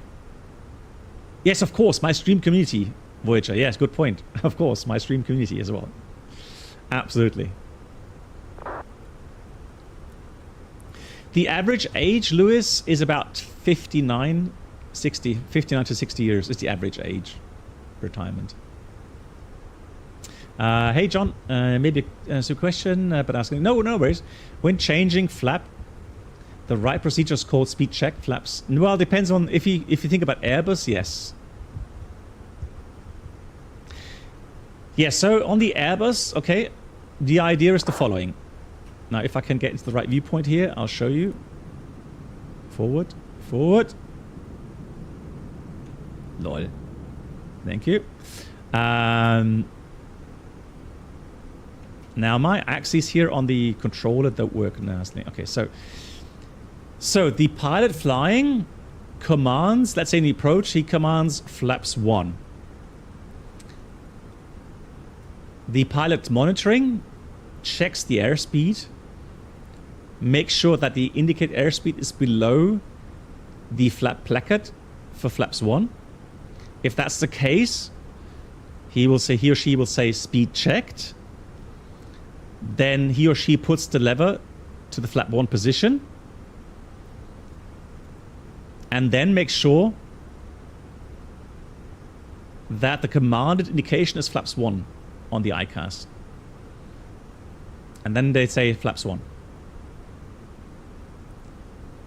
So that's at least how I've been taught on the Airbus.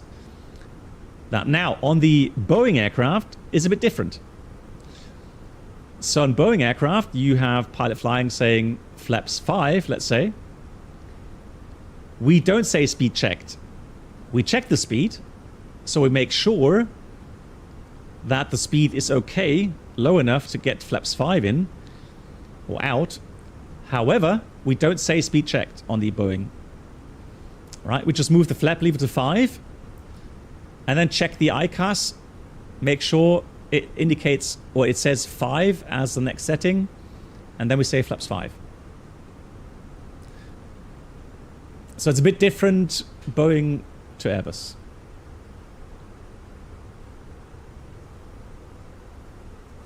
Hey Bruno, how are you doing?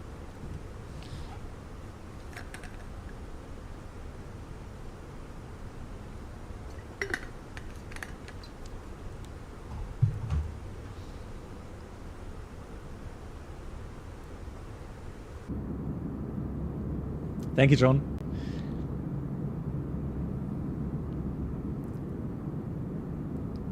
Yeah, so the important thing is the following, okay? So the very important thing is that you don't overspeed the flaps, right? That's your primary goal. And for that, you have 2 instances of checking the speed, right? So for one, right, in the approach, you check what's the maximum speed of flaps 1? 230 knots. Okay, so the pilot flying makes sure the indicated airspeed is below 230, and then he says flaps 1. Now the pilot monitoring also checks that the speed is below the placard speed, then saying speed checked on the Airbus, then moving the flap lever to the commanded position, and then making sure that it has correctly registered as flaps 1, and the ICAS is the place to look here.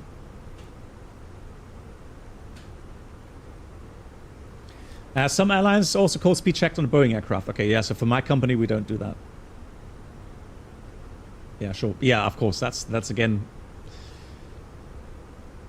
Although, I'm not sure, Bruno, that's a question again, right? Is it Boeing procedure to say speed checked or not? I don't know. I don't know if it's Boeing or not. Or if it's airline specific in that regard. How much below does it need to be? Well, Gilend, so here's the deal. You just want to make sure.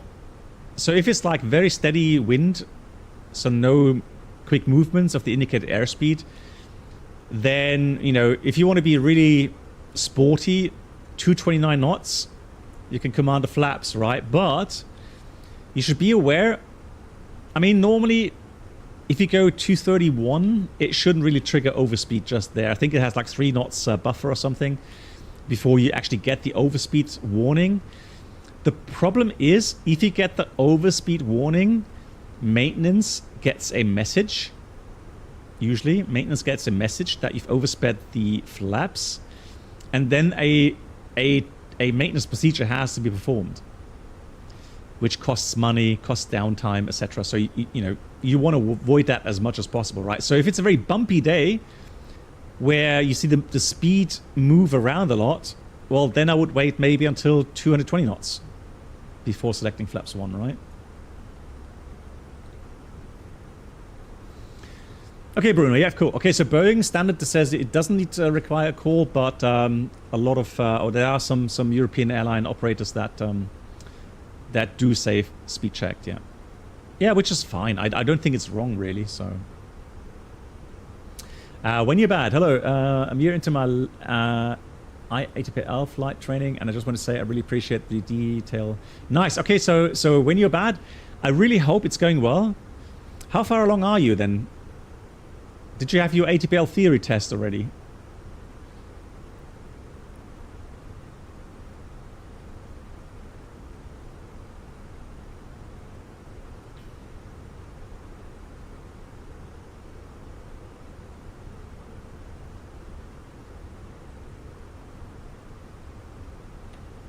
Yeah, John, but hey, John, but that's why you're here, right? You guys love these kind of details.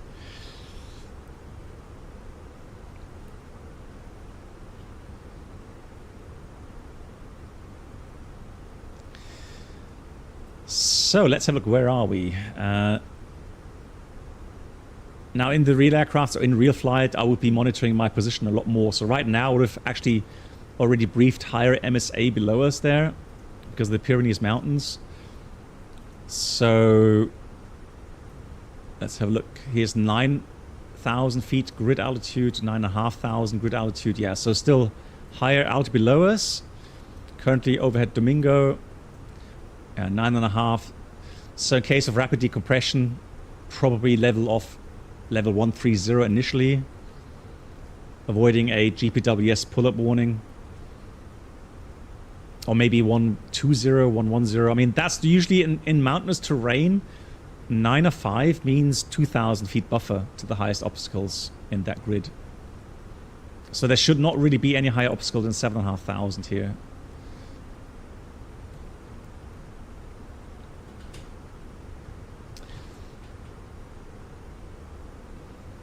Nate, yeah, that's true. That's true.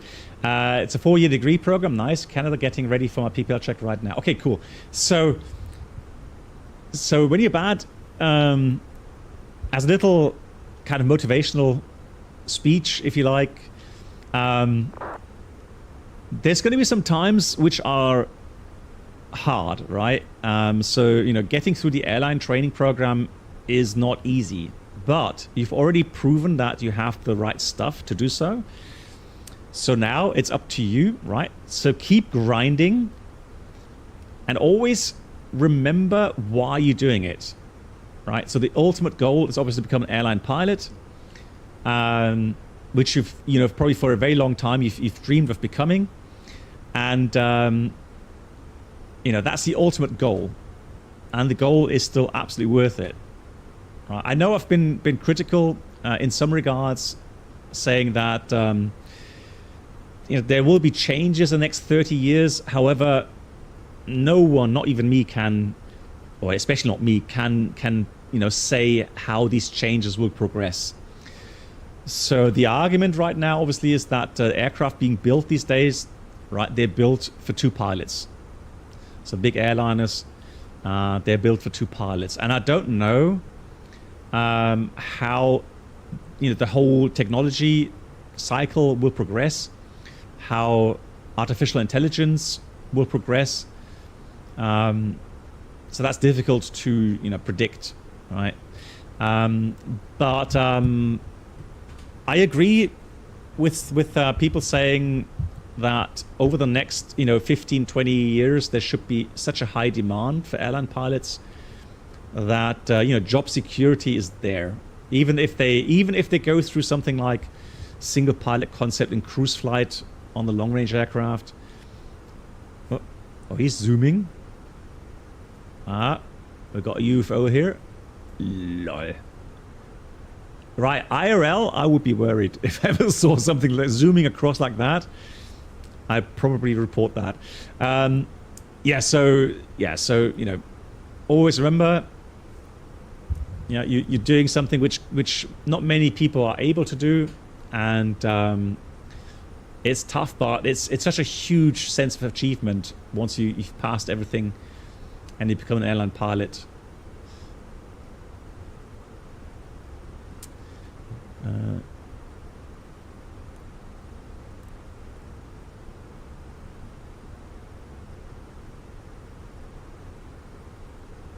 Flurkle, I don't know. Yeah, like I said, you know, I honestly, I don't have the intelligence and the knowledge regarding artificial intelligence or regarding technology moving forward.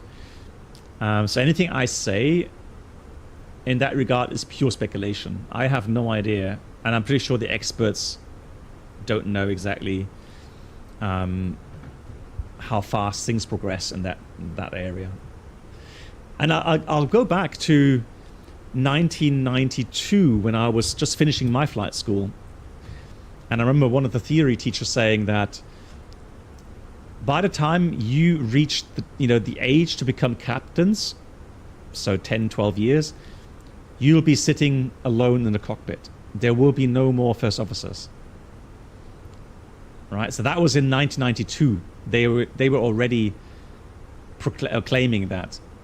And look at now it's 2025, and we're nowhere near that yet. Single pilot concept, right? So I'm always very, very kind of, you know, cautious with these kind of predictions. Mr. Flight Simulator, hello to you. Another question from Greg. Any chance you will be at the Flight Sim Expo in June? I'm trying, Greg. I have free time there, so I have to convince my wife to come with me.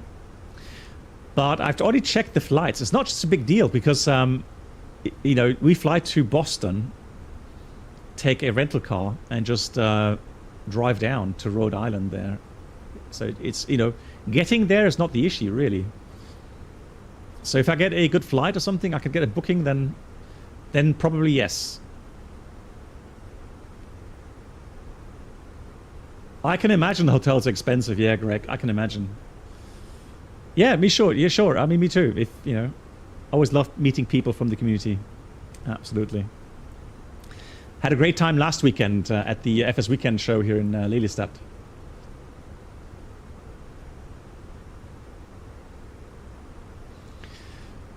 Right, let's have a look. 1940 flight time, about an hour to go.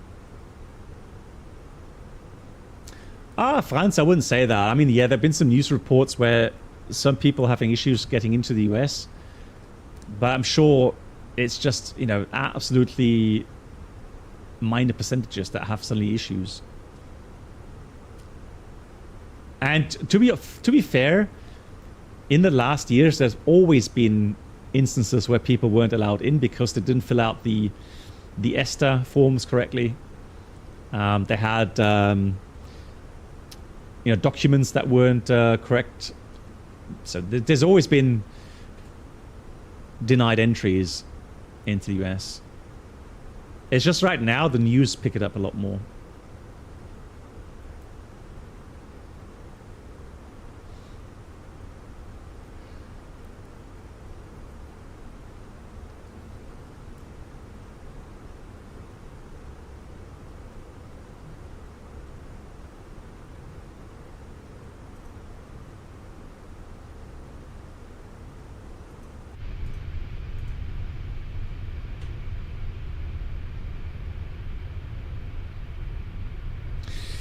Right, guys, before we prepare, shall we watch a video of a real-world landing into Faro? That's not it. Don't get excited. That's not it yet. That's splits. That was something else. Let me change that video. We've already watched that. So that's the ILS-18. Here we go. Enjoy.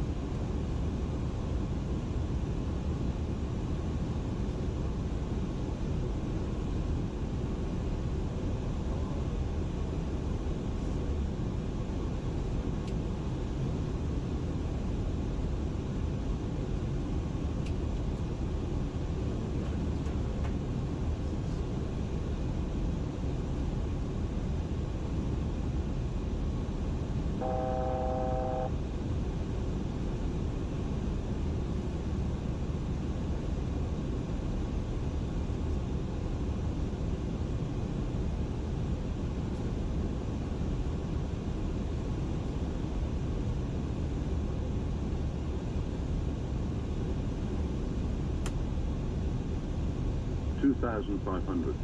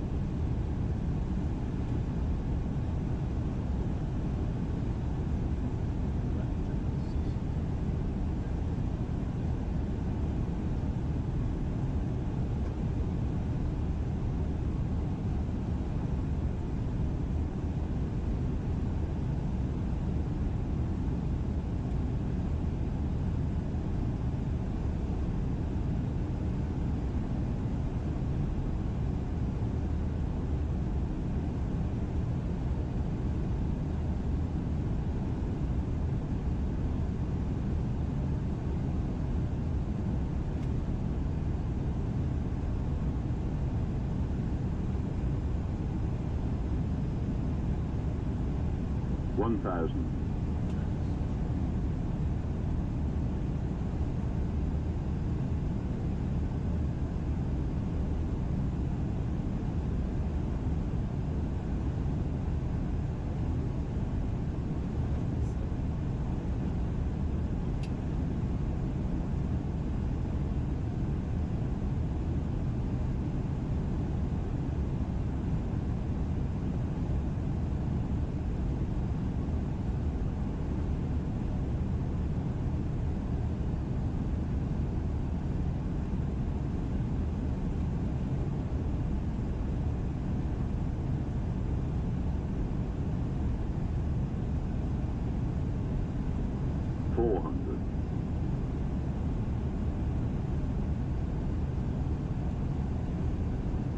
Hundred above.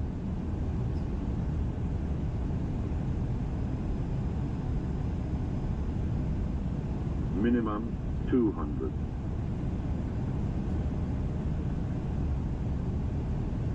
One hundred. 50, 40, 30, 20. Retard. Retard. 5.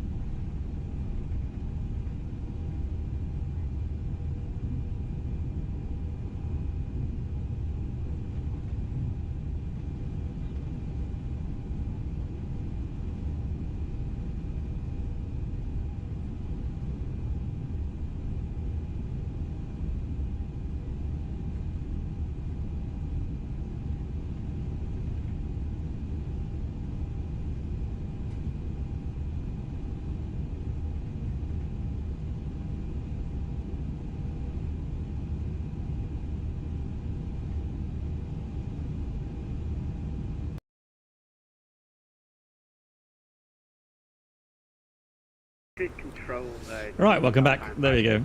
Yeah, I think it was a 321 into Faro, and that's one of those days where the weather was so good that I actually did some hand flying much earlier on. Yeah, so somebody was posting on YouTube saying, well, can we maybe reconsider regarding the time of day for the landing? And I honestly am really tempted to go to daytime in the approach because it is so scenic and it's such a shame flying in the darkness. KLM 802 Madrid, hello, identified. Yes, if we switch somewhere, you know, in the arrival routing, 132.305. then we won't disturb anyone because even if the winds are slightly different or something, it doesn't have much effect because we're so close to the airport back then. Yeah, I think just for scenery, you know, watching daytime is going to be better. Yeah.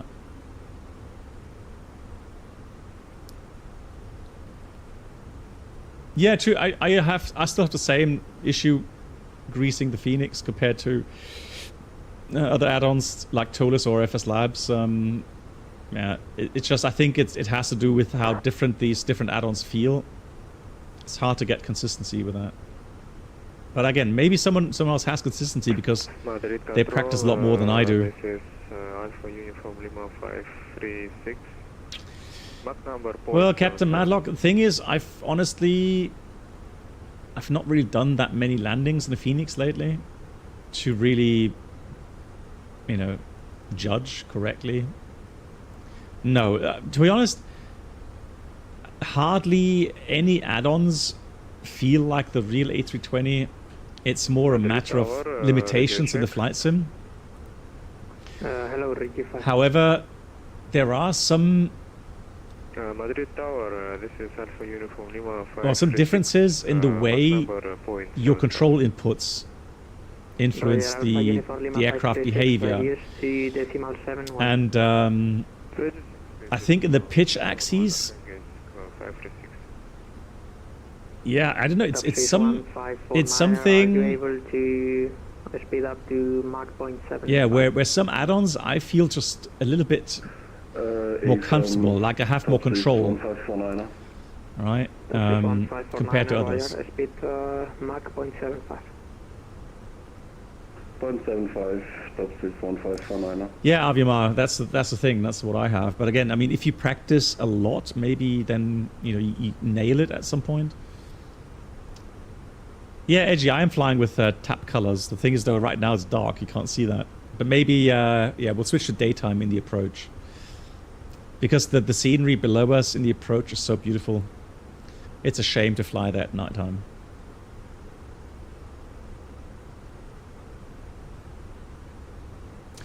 Nate, I think in in Microsoft 2020, I think that is correct. But I think in Microsoft 2024, you have to be careful, right?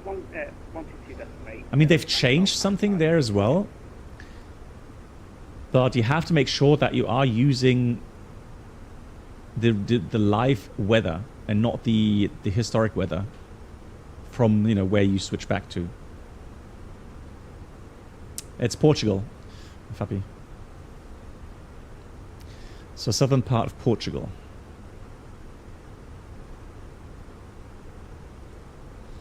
Let me just show here on the map. Let's go daytime. Let's zoom out a bit. So we're now crossing Spain. Here's Madrid, currently a little bit west of Madrid. And here's the border to Portugal. All right, so here you got Lisbon. Here you got Porto up here. And down here, near the Spanish border, is Faro. All right, so down here you got Gibraltar as a reference here, Seville. All right, So that's a general area.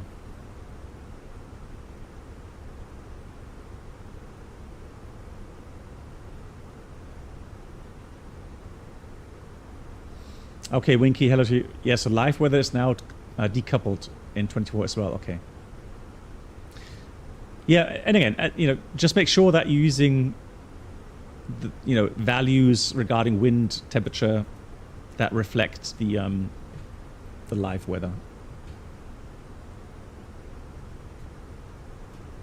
Hotel Control, very good evening. Condor 17 Neva cruising at flight level 350 inbound Tanko. I tried to log on to CPDLC here, Zamora. Condor 17 Lima. Oh yeah, and we got pinged by Madrid. That's what you're hearing right now. Madrid's control. It's kind of an interesting identifier for CPDLC. Charlie Mike Zulu Mike India. Good afternoon. Never had that before. Level 370 inbound. Tanko.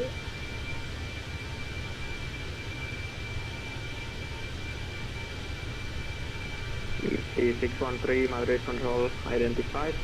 Are you able to maintain Mach 0.76?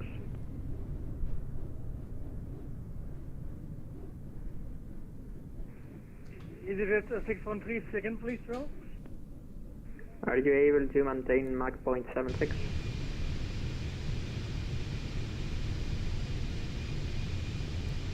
Mach 0.760? Yep, Mach 0.760.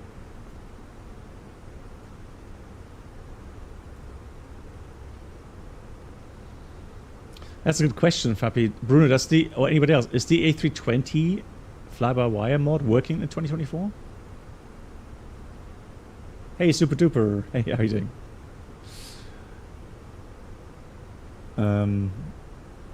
I don't know, honestly. I've not tried it. The thing is, so on the FS Weekend show, there was one of the developers from Fly-by-Wire. Very nice guy. But he admitted as well that the A380 is still heavy on FPS. Condor 17 Lima, Mach 0.73. Samuel currently is 2020. Mach 0.73 or lower, Condor 17 Lima. And the reason is, so some apps, like here the Chase Plane app that I'm using, doesn't work in 2024 yet.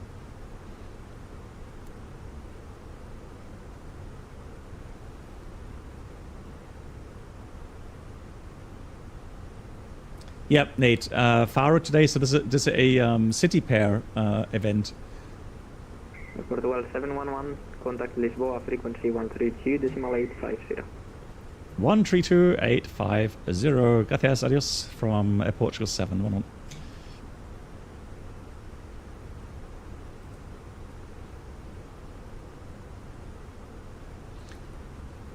Lisboa control, Bontards from Air Portugal 711, flight level 350. Portugal 711, hello. Hello. No, 2020, Portugal MEM. 711, sorry for that. Hello, Largo 7 Alpha. No problems. Alago 7 Alpha arrival. Thank you, Air Portugal 711. So let's have a look if we have the right arrival routing, the correct arrival routing in here. Right there to Mike Papa, left heading 180. Left to 180, Rana, 3 Mike Papa. So I have to change the arrival. Flight 670 out of flight level. So Alago 7 Alpha arrival. Again, approach by GEPT. And let's have a look here what the difference is. Transition speed 280 or less. Not much probably. 270 or less for now. We'll insert that. And then we'll check the routing.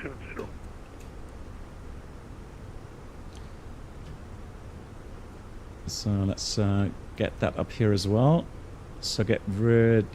Oh no, here we go. Alago 7 Alpha. So we have Alago, Genro, then Fox Romeo 607, GEPT. And let's have a look for the restrictions here. Speed restriction. So 280 knots between 245 and level 100, 250 below 100, 220 below 70, 200 AW 4000, unless ATC says something different, most likely.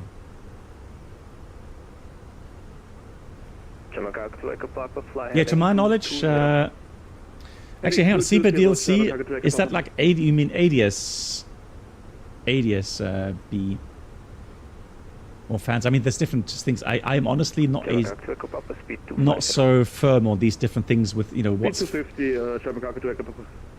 So fans B, or difference between fans B and ADS B. I know that there are requirements for, you know, crossing the Atlantic, and I know the aircraft that we fly, they have that system, and they are qualified, certified. But I'm not the person to ask what exactly the differences are. There's much more intelligent, clever people. Yeah, fans A, right? So I was a bit wondering about fans B, because my brain said I never heard fans B, but I've heard ADS B. Yeah. Exactly. So fans A, the problem was that, for example, the 320s we had, they could not do fans A, and so that's why we weren't allowed into the Shandwick Oceanic area. Left heading 190, Lufthansa Cargo. So when we fly from or to Keflavik, we had to remain in Iceland area. On a certain routing in Iceland. SLA 7670, continue descent flight level 120. Continue descent flight level 120, France 7670. Yeah, the sim uses ADS-B, okay.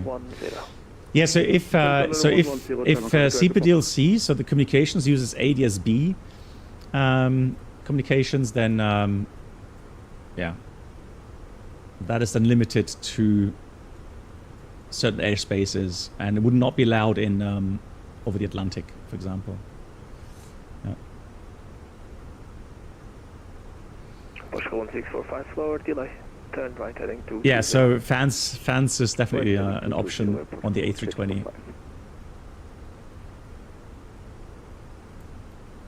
Flight A61, just for your information, you can expect... But MAN, how was your landing? Were you happy with the landing in Faro? I'll go just 8 days as well. Wow, there's a lot of traffic inbound currently. So we have like a 25-mile final, it looks like. So it looks like the aircraft are being vectored somewhere along here. So a Lago and then probably more to the east. Hey, 110 feet per minute. Nice, GG's. 0.75 or less, top 61549. Let's have a look. Yeah, I'm going to do the next flight. Yeah, for sure. Flight time is 1 hour 30 for the next flight. And your speed Mach 7. So if everything goes well, I should be landing in 30 minutes, maybe with delay 45 minutes. Yeah. But I am planning to the next flight as well. Yeah, for sure.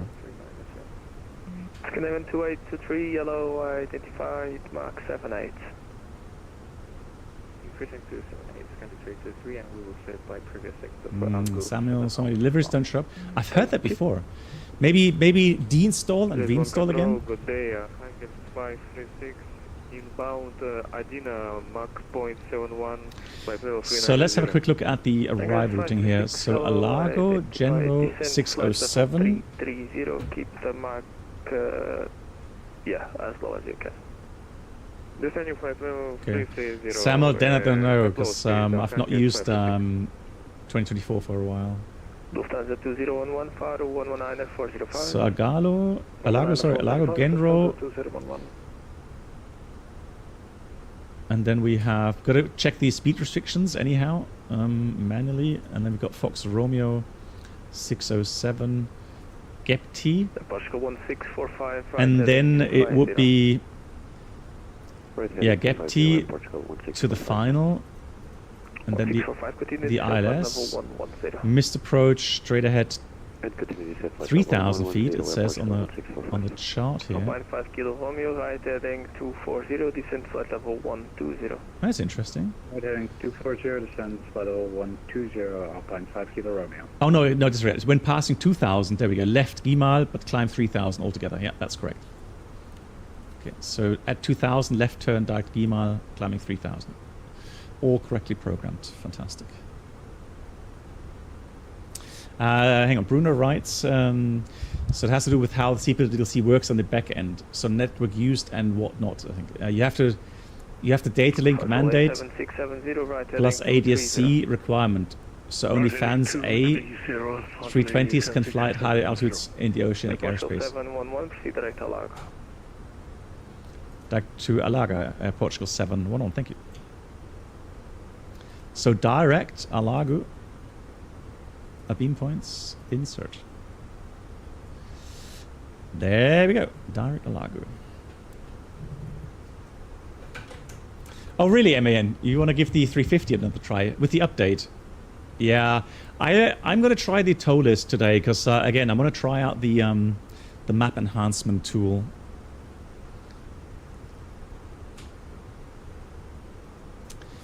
Right. So for landing, let's do the landing calculations. Runway is dry. The weather is good. 1013. I'd already checked the latest. Oh, hang on. Let me check the ATIS here.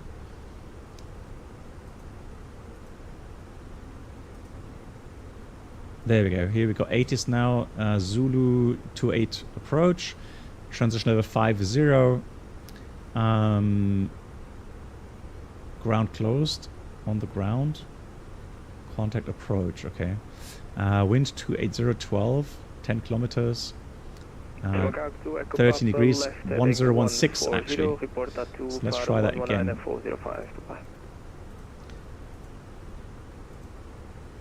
Sitting 140, report heading 1190405, German cargo to Papa, thank you, bye bye. Flight 861, right heading 345, descent flight level 180. Alright, 345 and descending 180 feet. This is yeah, 13, 1016. 0.5 Kilo Romeo, left heading 28012. Left heading 135, up at 5 Kilo Romeo. Portugal 1645, left heading 180. So landing weight. Left heading 180. Oh yeah, Bruno. Yeah, you said right. Yeah, that would have been a challenge. Eurowings 4 Romeo Echo at flight level 180, climbing flight level 240. Wings 4 Romeo Echo, identified. Yeah, Nate. So here's the thing. Flight level 340. So the restrictions right now. Portugal 711, descent flight level 250. Descent flight level 250 at Portugal 711. Speed descent altitude 250. Transition speed so 280. let me just do the calculations first, and I'll show you the chart again. So we got 64 tons, 63.8 maybe for landing. Let's do 63.8. 64.5 should be limit. That's good. Flap.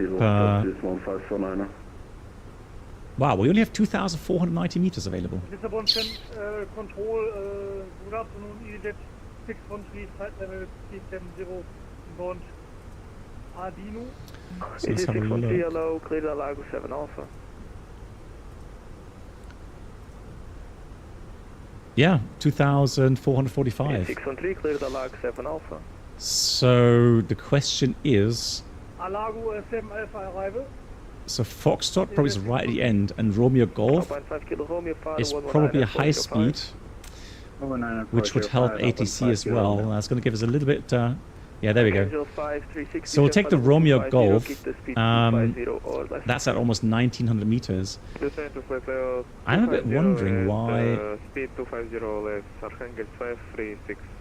Yeah, that's 2,000 meters there. Yeah, we'll leave the autobrake low. We're going to go with config full. And then we should be good with Romeo Golf there. Alright, so the arrival chart. So if you look at the arrival chart here, right, there is no restrictions on the arrival routing per se. So these restrictions are simple altitude speed restrictions. So even to get radar vectored, if ATC doesn't give you any speed constraints, then you should follow that, right? Because I think ATC would expect you to adhere to these speed restrictions because they're altitude limited and not routing limited. Good evening, Transit 232 with you. It's different if you are on an arrival routing and you're being radar vectored, then it's probably good pilot practice to ask ATC about the speed they want. I'm on VATSIM, Edgy. Descent flight 250, and I didn't catch the squawk or the heading, sorry. The heading 080, squawk 27. Yeah, so if I take, I mean, I could try config 3. The problem is though with config 3 orbit low, the factored is outside of the available. So strictly speaking, right, this would not be allowed. Alright, so if I use flap 3, strictly speaking, I would then have to use orbit medium. Now that combination doesn't make much sense because you're flying a higher approach speed and then braking harder. Alright, so that's even more stressful on the brakes. So in these conditions, it would make more sense to go, you know, a flap full and a low auto brake setting. So you have a lower approach speed, lower brakes activation. So that's better for the brakes itself. So this is the combination. But whenever you have enough landing distance, right, where you can go flap 3 and low auto brake, then I would say there's nothing wrong with going flap 3. Or actually, you should go flap 3 because it uses less power, less fuel in the approach. Descent flight level 120, speed 25. Actually, your speed up for now. Descent flight level 120, and do you say maintain speed for now, so easy 40 Delta? Portugal 16, easy 40 Delta 120 on speed for now. On speed for now. Yeah, so Edgy. Portugal 1645, direct Geneva, contact Faro. So let's have a look here. I don't see any 6,000 feet restrictions here, Edgy. So from Alagu to Genro, you can go down to 4,000 feet. 010. I'm not sure where the 6,000 come from that you're quoting. Got the Ademi 5 kilo arrival. Translate 7670, direct to Genru, contact Faro 119 405. Right, quick briefing. So we're doing a Alagu arrival with radar vectors, most likely ILS approach Zulu 28. The minimum is 220 feet. Miss approach 2000, left Gimal climbing 3000. Sector 3.5 north to the south 1400. Landing distance required is 2058 meters, so factored is 2367 meters. So that's about 100 meter buffer to the factored, but 400 to the normal landing distance required. So we have a bit of flare time available if needed, and we're on the Genra 8 Alpha now. fuel check. For now, continue the vector. So min diversion fuel for Lisbon is 2.6. 232 fly heading And currently estimating to get there with 4.4, so that's more than 1.5 tons extra. So we have 35-40 minutes extra at the moment. Flight 861, contact Faro 119. And we have no threats at the airport, meaning no weather threats, no fog or anything else. A lot of traffic, but otherwise nothing. Portugal 711, continue descent flight level 150. We are approaching your airspace south, inbound Porto, flight level 190. Portugal 711, descent flight level 150. Descent flight level 150, Air Portugal 711. So 150 blue. Descent flight level 150. We set 1016. Scandinavian 2823. 13 degrees. 2823, go ahead. Where are you going? Oops. Silence. Yeah, and the heading, what vector are you on?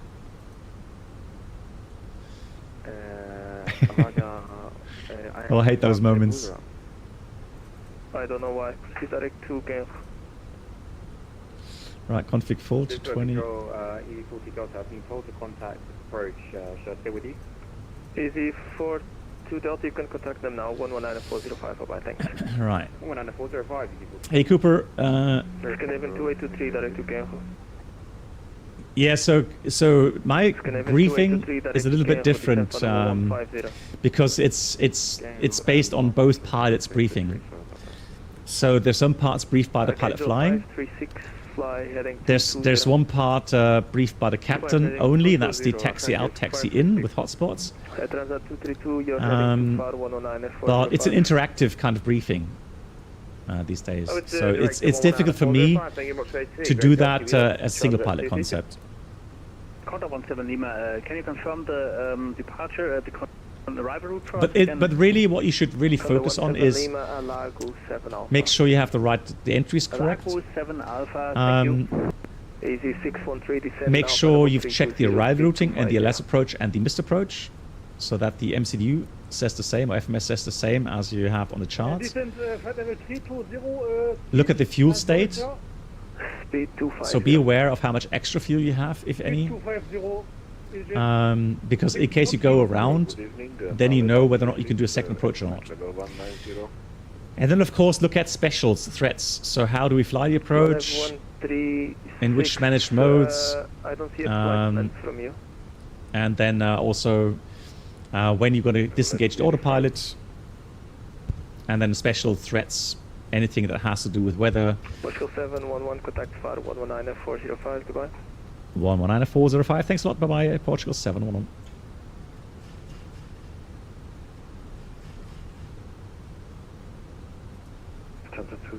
So if it's arrival, he would like to know the current ATIS.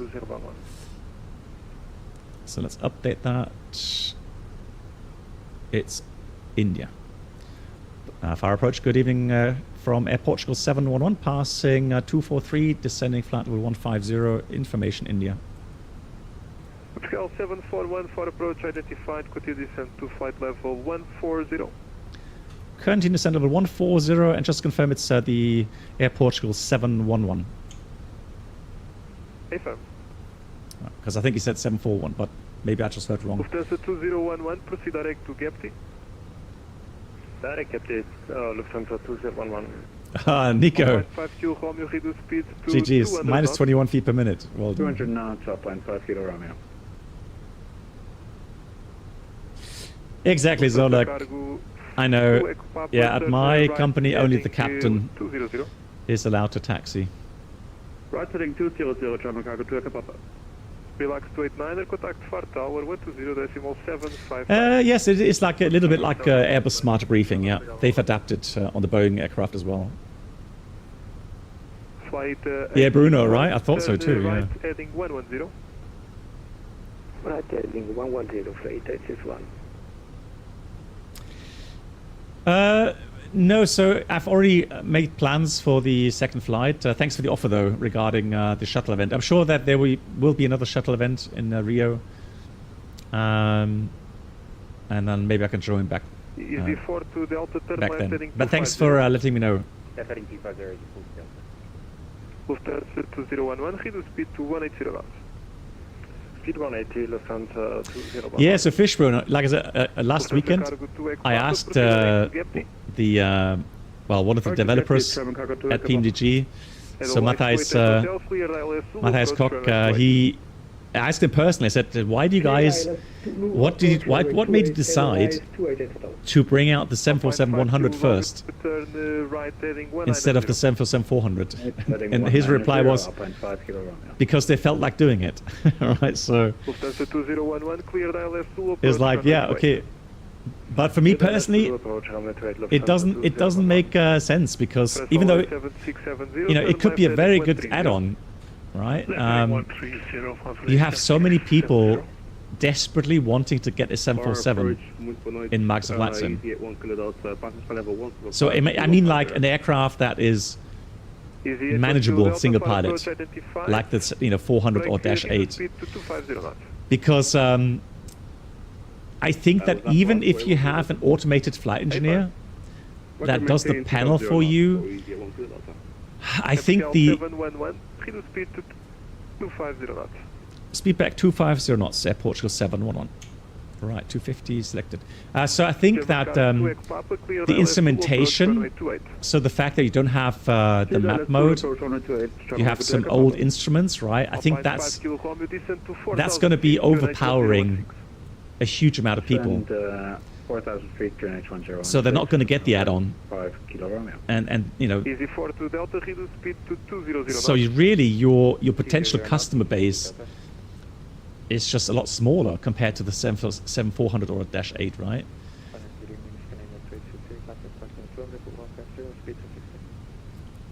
Scandinavian 2823, Faro approach identified.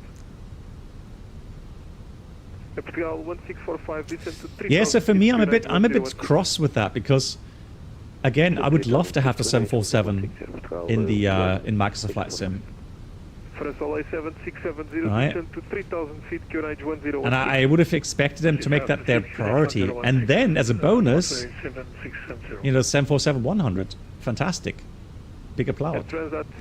But now... Continue present heading, brake, descent to flight level 900. Yeah, me too, Julian. I would love to have a 787. A proper one in Microsoft Flight Sim. Yeah, Bruno, exactly, right? 861, turn right heading. So to answer, because we wanted to, yeah, good on you. GG's. Portugal 711, continue descent to flight level 120. Continue descent level 120, Air Portugal 711. Got to go open descent here. So, good on you. Happy for you that you want to build the 747-100. I'm not sure how many other people wanted that. So. Alpine 5 Kilo Romeo, proceed direct to Gapti.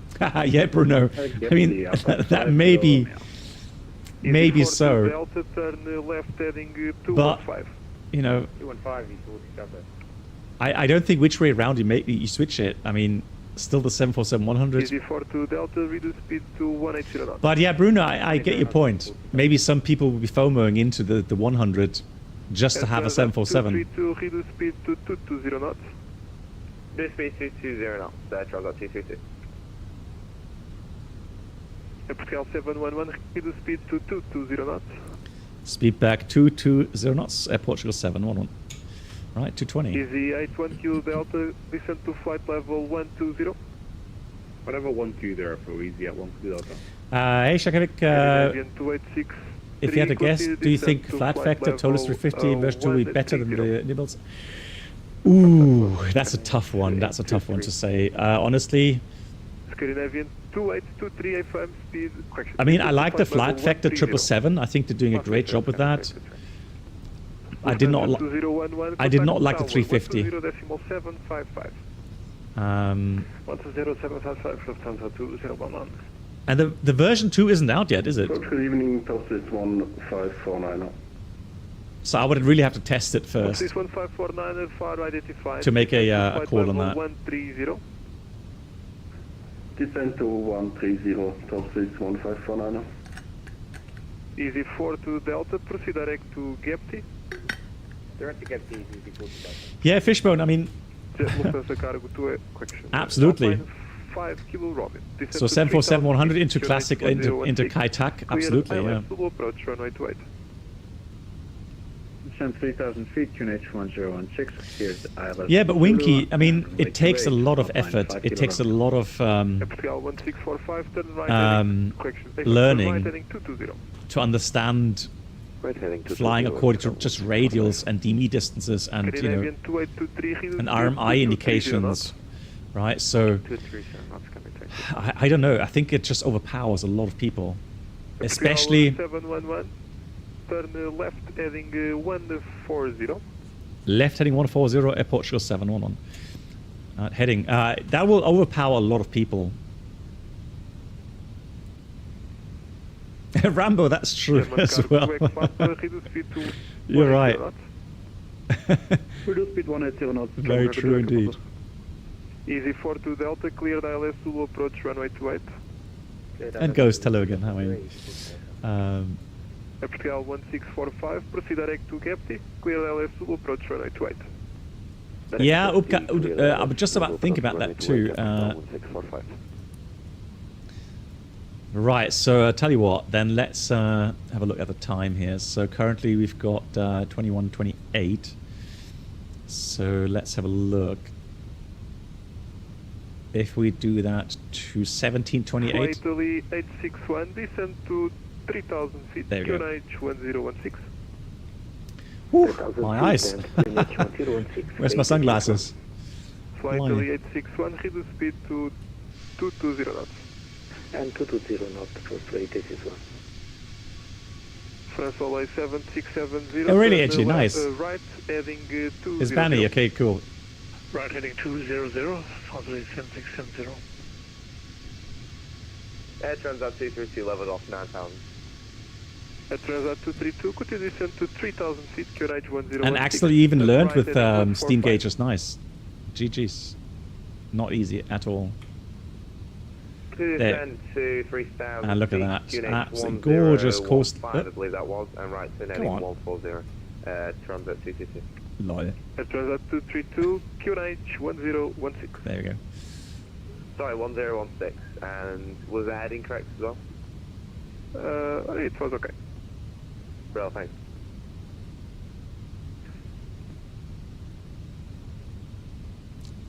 Buonanotte. Alpine 5 Kilo Romeo. Hey, Rui, how you doing? The localizer, runway 28. Roger, breaker Portugal 1645, speed 180 knots. Speed 180 knots, Portugal 1645.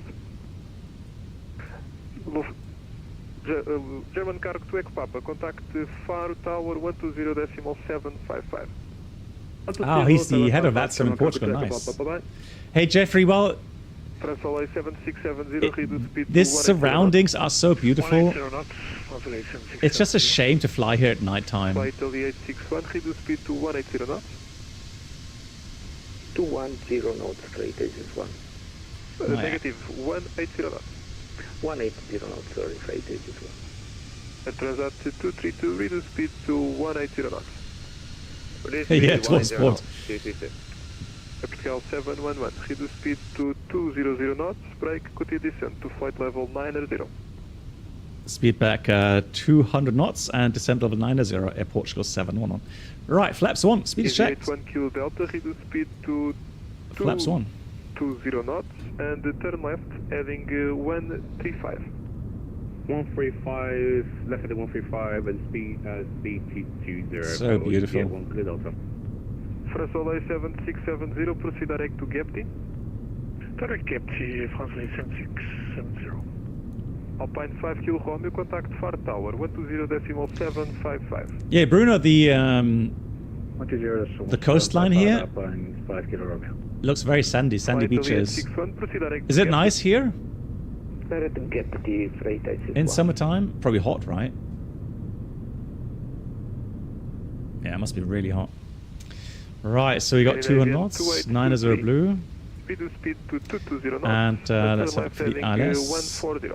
ILS. Speed 220 and... India, Foxtrot. Alright, so speed-wise, we got speed by ATC now. That makes it a bit easier. Right, heading 210. Riding 210, Air Transat 236. Faro, good day, Archangel 536, proceeding direct, Geneva, flight level 160, minimum speed.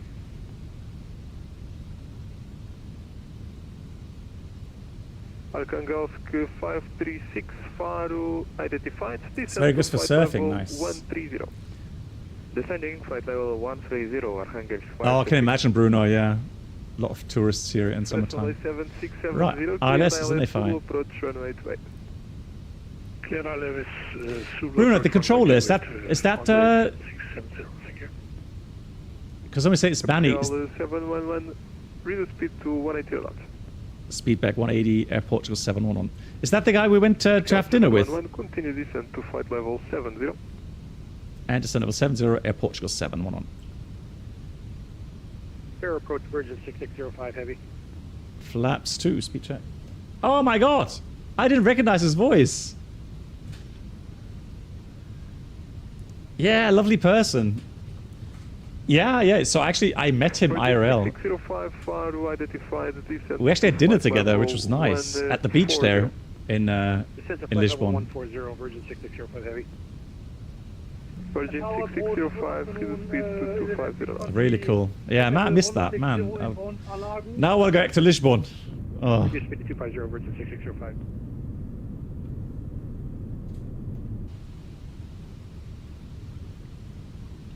So 70 blue. Now there's an aircraft ahead of me. That's him there. Reaching 3000 flight ATIS 1. Flight 6861, increase speed 200 knots. And 200 knot flight ATIS 1. Air Transat 232, stop descend at 4000 feet. Stop descend to 4000 feet. Transat 222. Aircraft 711, continue descend to 3000 feet, QNH 1016. Sorry, you have to repeat that. My person just called me at Portugal 7. Hold on. Portugal 711, continue descend to 3000 feet, QNH 1016. Thank you much. There's only 3000, QNH 1016, Air Portugal 7. Hold on. I didn't hear a single word he said. 3000 feet, QNH 1016. Right, so 3000 blue. Easy 81 Kilo Delta, descend to 3000 feet, QNH 1016. 3000 feet. No, hang on. Let me get this here. Easy 6135 identified, descend to flight level 130. Hey, 346. So let's do the approach checklist. We have bow ref 1016. Set seatbelts on. Minimum bow row 220 feet. Auto brake low. Engine mode selector normal. Approach checklist complete.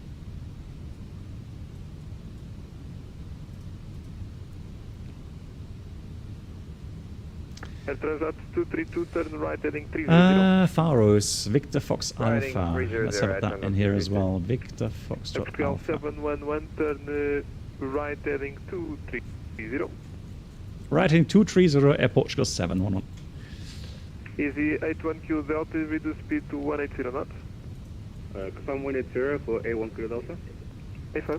38 miles What's out. the speed? 180. So we can go vertical speed here. Vertical speed, speed. Scandinavian 2823, continue descent to 3000 feet, QNH 1016, brake speed 200 knots. 3000 feet, QNH 101, brake suspended to exit. Yeah, so this coastline is very good for surface. But the pro surface, they're more like on the west coast of Portugal, right?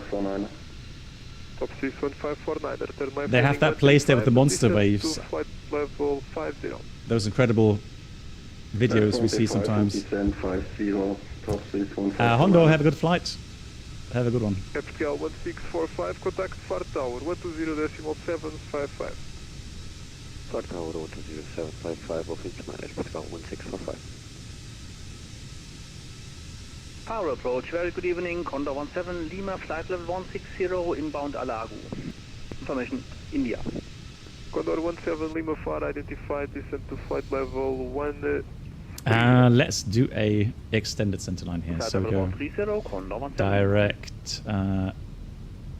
Easy 613, reduce speed to 220 knots. Let's do Gepti. Speed 220 knots. Radial in is. Top 1549, continue descent to 3000 feet. Let's see, what is it? 101, correct? Continue descent 3000, 1016, top is 1549. Alpha Uniform Lima 536, descent to flight level 80. So we are approaching the center line here in a second. Air Transat 232, direct Gepti. Thank you much, Hondo. Direct Gepti. Really? Transat 222. Atlantic ATC is online. 711, turn right heading 300. Right heading 300, Air Portugal 711. Flight 861, cleared ILS Zulu, approach runway 28. Start ILS approach runway 28. Yeah, the question is when they will Transat 232, log off again. 3000 feet, cleared ILS Zulu, approach runway 28. Down to 3000, cleared ILS Zulu 28. Thank you, Transat 222. Scandinavian 2823, reduce speed to 180 knots. 210 knots, confirm, send 23. Negative, speed 180 knots. Oh, 180, okay. Top Swiss 1549, speed Good, so we had long radar vectors. Let's have a look here. So about 10 minutes to go. Easy 81 kilo delta. And 4.4 tons. Actually, we're below that already. Huh? Right heading 235 for easy at 1 kilo delta. Yeah, that calculation is wrong. I would estimate about 4 tons arrival, but that's still good. Still enough for a second approach. France Soleil 7670, contact Faro 120.755. So we have tower 20755. 20755. Thank you very much. Translate 7670. Capital 711, proceed direct to Captain. Clear the LS Zulu approach, runway 28. Present direct to Gepti and cleared the LS Zulu 28. Thank you, Portugal 711. So there we go, direct to Gepti. Cleared the approach. I'm going to wait with the approach button because I don't have localizer or glide slope just yet. Yeah, the monster went Nazare, yeah, exactly. Virgin 6605, continue descent to 3000 feet, QNH 1016. Here's 3000 for Virgin 6605. Yeah. It's a long coastline here. 536, turn left, heading 140, reduce speed 220 knots. Turn left, heading 140. And the west coast as well, yeah. Speed 220 knots, Archangelsk 536. Beautiful.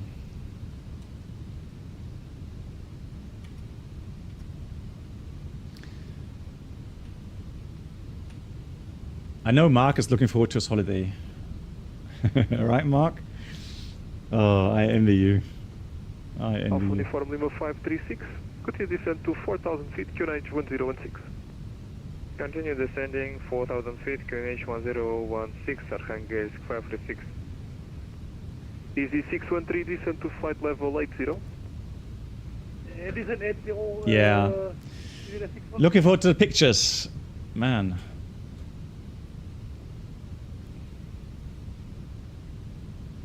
Have you asked Bruno for some tips? Some good restaurants, bars, etc.?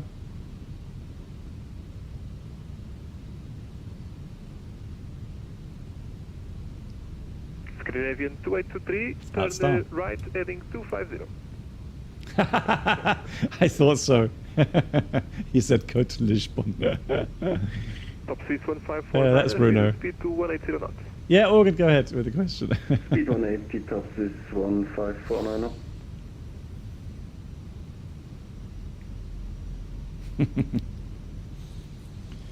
Yeah. Good evening, descending to flight level 140. I'll have 136 far identified, turn right heading 150. Right heading 150, 136. Scandinavian 2823, proceed. Thank you much, HDSN. That's really kind. Yeah, guys, if you do enjoy the streams, so it's on YouTube, you have the ability to click the like button, the thumbs up button. 230, Virgin 660. I would really appreciate it if you did that. That really helps the channel. Reduce speed to 200 knots, Virgin 6605. Alpha Uniform Lima 536. Stop the descent at flight level 70. Brake reduce speed 200 knots. Speed to 200 knots, correction, and stop descent at flight level 70, Archangelsk 536. Well, so Organ Aviator, I don't mind. I mean, if you suspect, I mean, so most procedures are straight out anyways, straight out, acceleration altitude, whatever, and then 25 miles or 20 miles. It's not really, rocket science.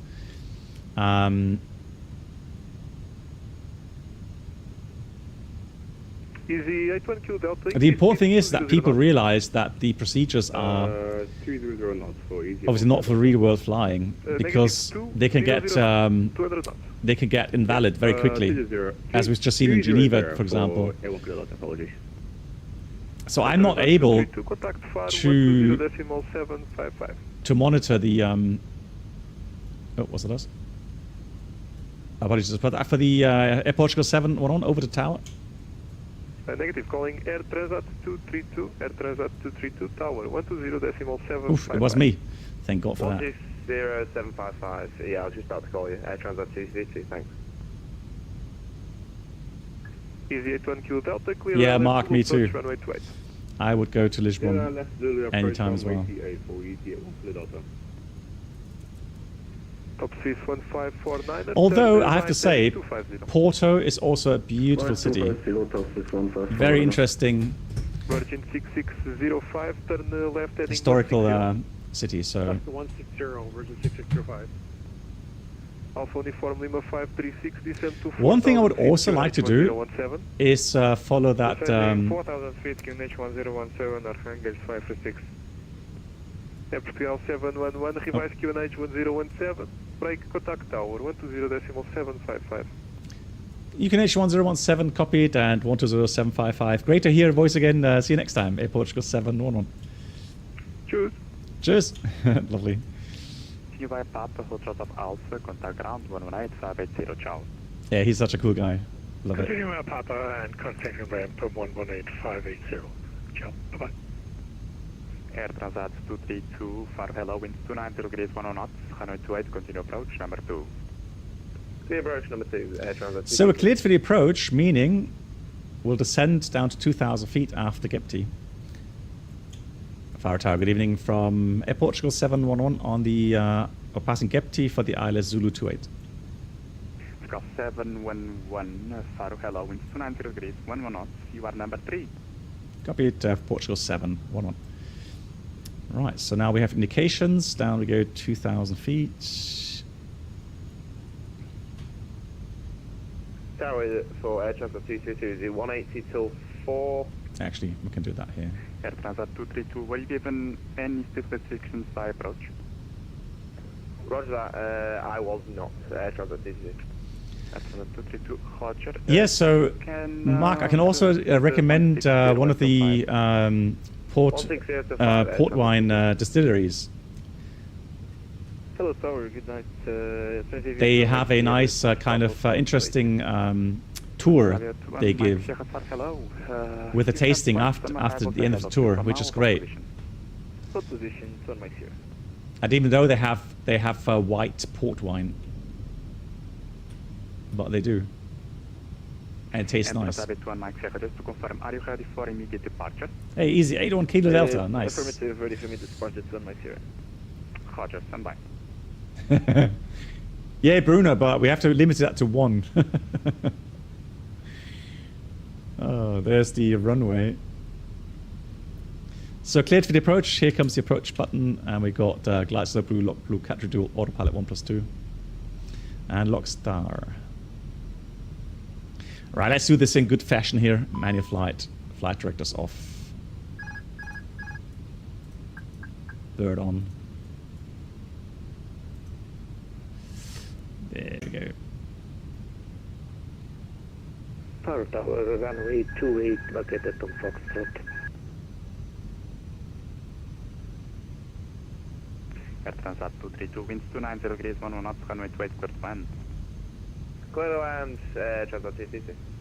Flight 861, welcome to Faro, Foxtrot of Alpha, contact ground 118580, ciao. Foxtrot to Alpha and the contact ground 118.580, thank you for service, ciao. Flight 24. Air Portugal 711, Faro. Go ahead, Air Portugal 711. Air Portugal 711, Faro, hello, winds 290 degrees 11 knots, runway 28, continue approach, number 2. That's copy number 2, continue, Air Portugal 711. Yes, I'm using chase plane, yeah. Correct. All right, 3,000 missed approach altitude is set. Here comes the glide slope. I'm going to go speed managed here.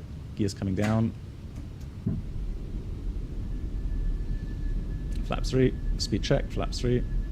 That rattling sound. I think that's from, what's it called? Real turb or something, right? Right, wind, look at that. 24 knots of wind from the right. Right, flaps full, speed check, flaps full. Landing checklist, Economy landing, no blue. Landing checklist complete. That has really freshened up. Yeah, Voyager, next is on Tuesday. We're doing a VFR flight. So if you're interested. Going from Bremen to Zut. Perfect, here. We're trying to real world procedure that way. On VATSIM. Chase plane is like a camera view app. Epical 711, for information, traffic is now landing 128. Expect probably late landing quarter. That's copied. We're at final approach speed now, Air Portugal 711. Perfect.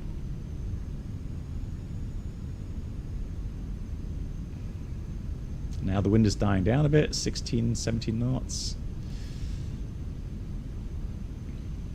Ground speed 130 times 5, about 650, 700 feet per minute rate of descent. Should be good. Vacate runway 28 there, Romeo Golf. 1000 was checked. Oh. Epical 711, winds 290 degrees, 11 knots, 128, good land. 28 clear land, Air Portugal 711. Transavia 21 Mike Sierra, behind the landing traffic, line up and wait 128 behind. Beautiful. Behind the landing traffic, line up and wait behind Transavia 21 Mike Sierra. Air Transat 2K2, welcome to Faro. Continue by Papa, hold short of Alpha, ground 118580. Ciao. Papa, hold Alpha, contact ground. Thank you very much for ATC. Great job, keep it up. Air Transat 222. See ya. See ya. See ya. Right, let's concentrate on that. Okay, so let's see. Let's not slam this, shall we? It's going to have been 2823 for hello winds 290 degrees 11 knots. You can correction. You can maintain speed. I don't know. Oh, the poppy lights are completely disaligned. Or look at that. Okay, continue. Lol. Okay, I'm gonna ignore the poppy lights. Okay, just gonna aim for the touchdown markers here. That's true. Thank you. I've never seen both of them so misaligned. 50, 40, 30, 20, retard. Lol. Okay, I'll tell you what happened there. Blimey, this aircraft does not like to take nose up inputs. Spoilers. Reverse a green decel. I had to pull like all the way to get any reaction nose up. That is scary, right? But autobrake low, look at that. Romeo Golf intersection there. Autobrake off, very nice. Neo power settings, Jan. And again, I had to pull back so much to get the aircraft's nose up. Scary.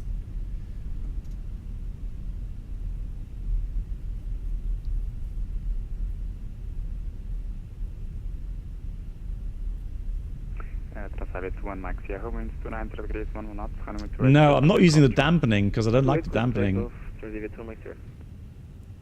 711, welcome to Lisbon. High turn on Papa, hold short of Alpha, ground 118580. Ciao. Okay, Papa, hold short of Alpha and 118580. Thank you so much. Until next time, Air Portugal 711.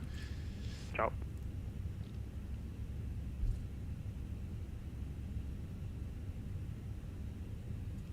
The next flight, we're going to do A330 Neo TOLIS from Faro to Barcelona in about 15 minutes. So let me go get the airport info charts here. So Alpha is there. That's the apron. Persons are approved facing east one Alpha.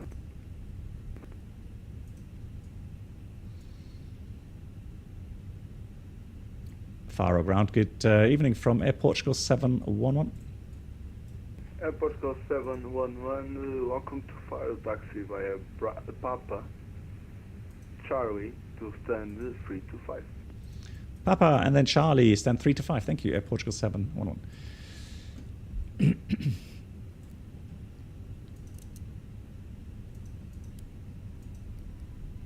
Right, let's get the AP running. That off. That off. Whoop. Excuse me while I try to get the aircraft under control here. Blimey, what happened there? Charlie is further down. Actually, thank you much, Nate. Have a good one. Can you continue the same route, but instead yeah, eyes on the road. Yeah, I wish I had a first officer who could help me with this switching here. So this should be Bravo. Transat 232 logging off. Thank you very much, ATC. And then Great job. Keep it Charlie up. See ya. 325. Air Portugal 711, can you continue in the same taxi, but instead than 325, go to 324, is the other side. Okay, 324, and then via Charlie still. Thank you, Air Portugal 711.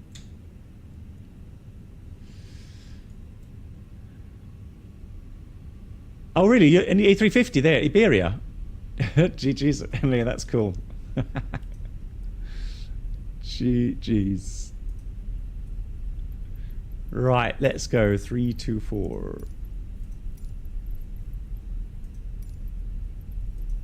There we go. Let's do Portway. Port, that's posh. Nice, Emin. Great to see you joining. Landing rate was -218. Didn't feel that bad, but that's not bad, but not a greaser either. But man, I kind of panicked because the initial pull didn't do anything with the nose, and then I kind of panic pulled too much there. The first, no, there was just one touchdown. Okay, I'm proud to say it's just.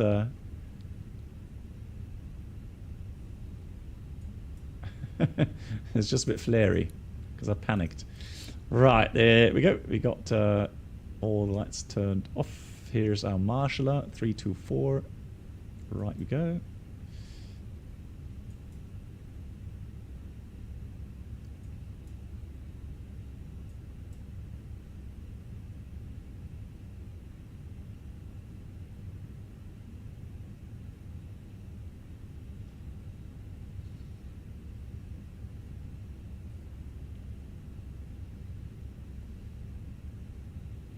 Huh? Nah, hang on. Here already? What? Hang on. No way.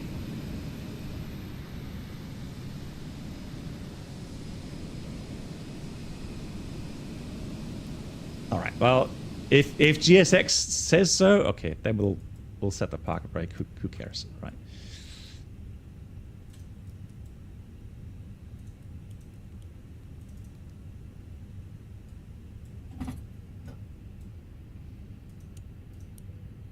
As long as the jetway comes to the aircraft.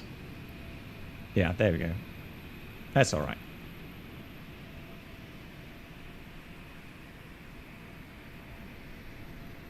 Well, it started.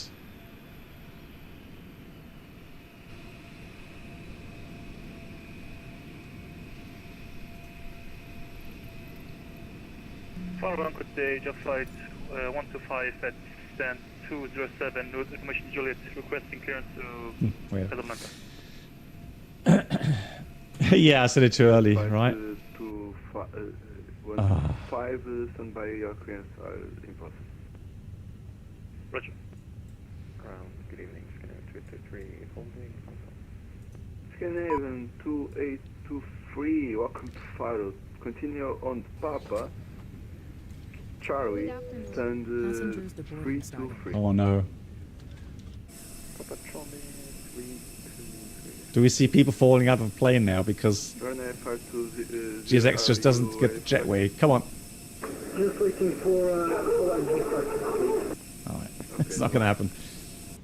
Could I receive taxi instructions, please? Yeah, no, it did start initially. MAN, it did start initially, but yeah, just taxi instructions for now. the jetway moved and then it stopped. Let's have a look here. Ground services. Ah, yeah. That works. Thanks, Bruno. Cool. Does the side stick you use feel realistic? I mean, the top feels nice. So it's the FS Project's stick feels just like the real stick. Apart, it's not metal, but you know, from the shape, the size, it just feels exactly like the real stick. And I use the Thrustmaster Warthog base, which is nice. That has, you know, smooth motion. It has enough kind of dampening and you know, friction, if you like. So I like it. I think that's good enough for the Airbus here. Right, guys. Thanks so much. And if you want to see another flight, TOLUS A330, give me about 10 minutes. I'll be back again to a flight with the map enhancement, which downloads orthos as you go along. So we'll check out, see how that works, if you like. See you soon, my dear moderators, as always. Thank you so much for being here. And see you soon.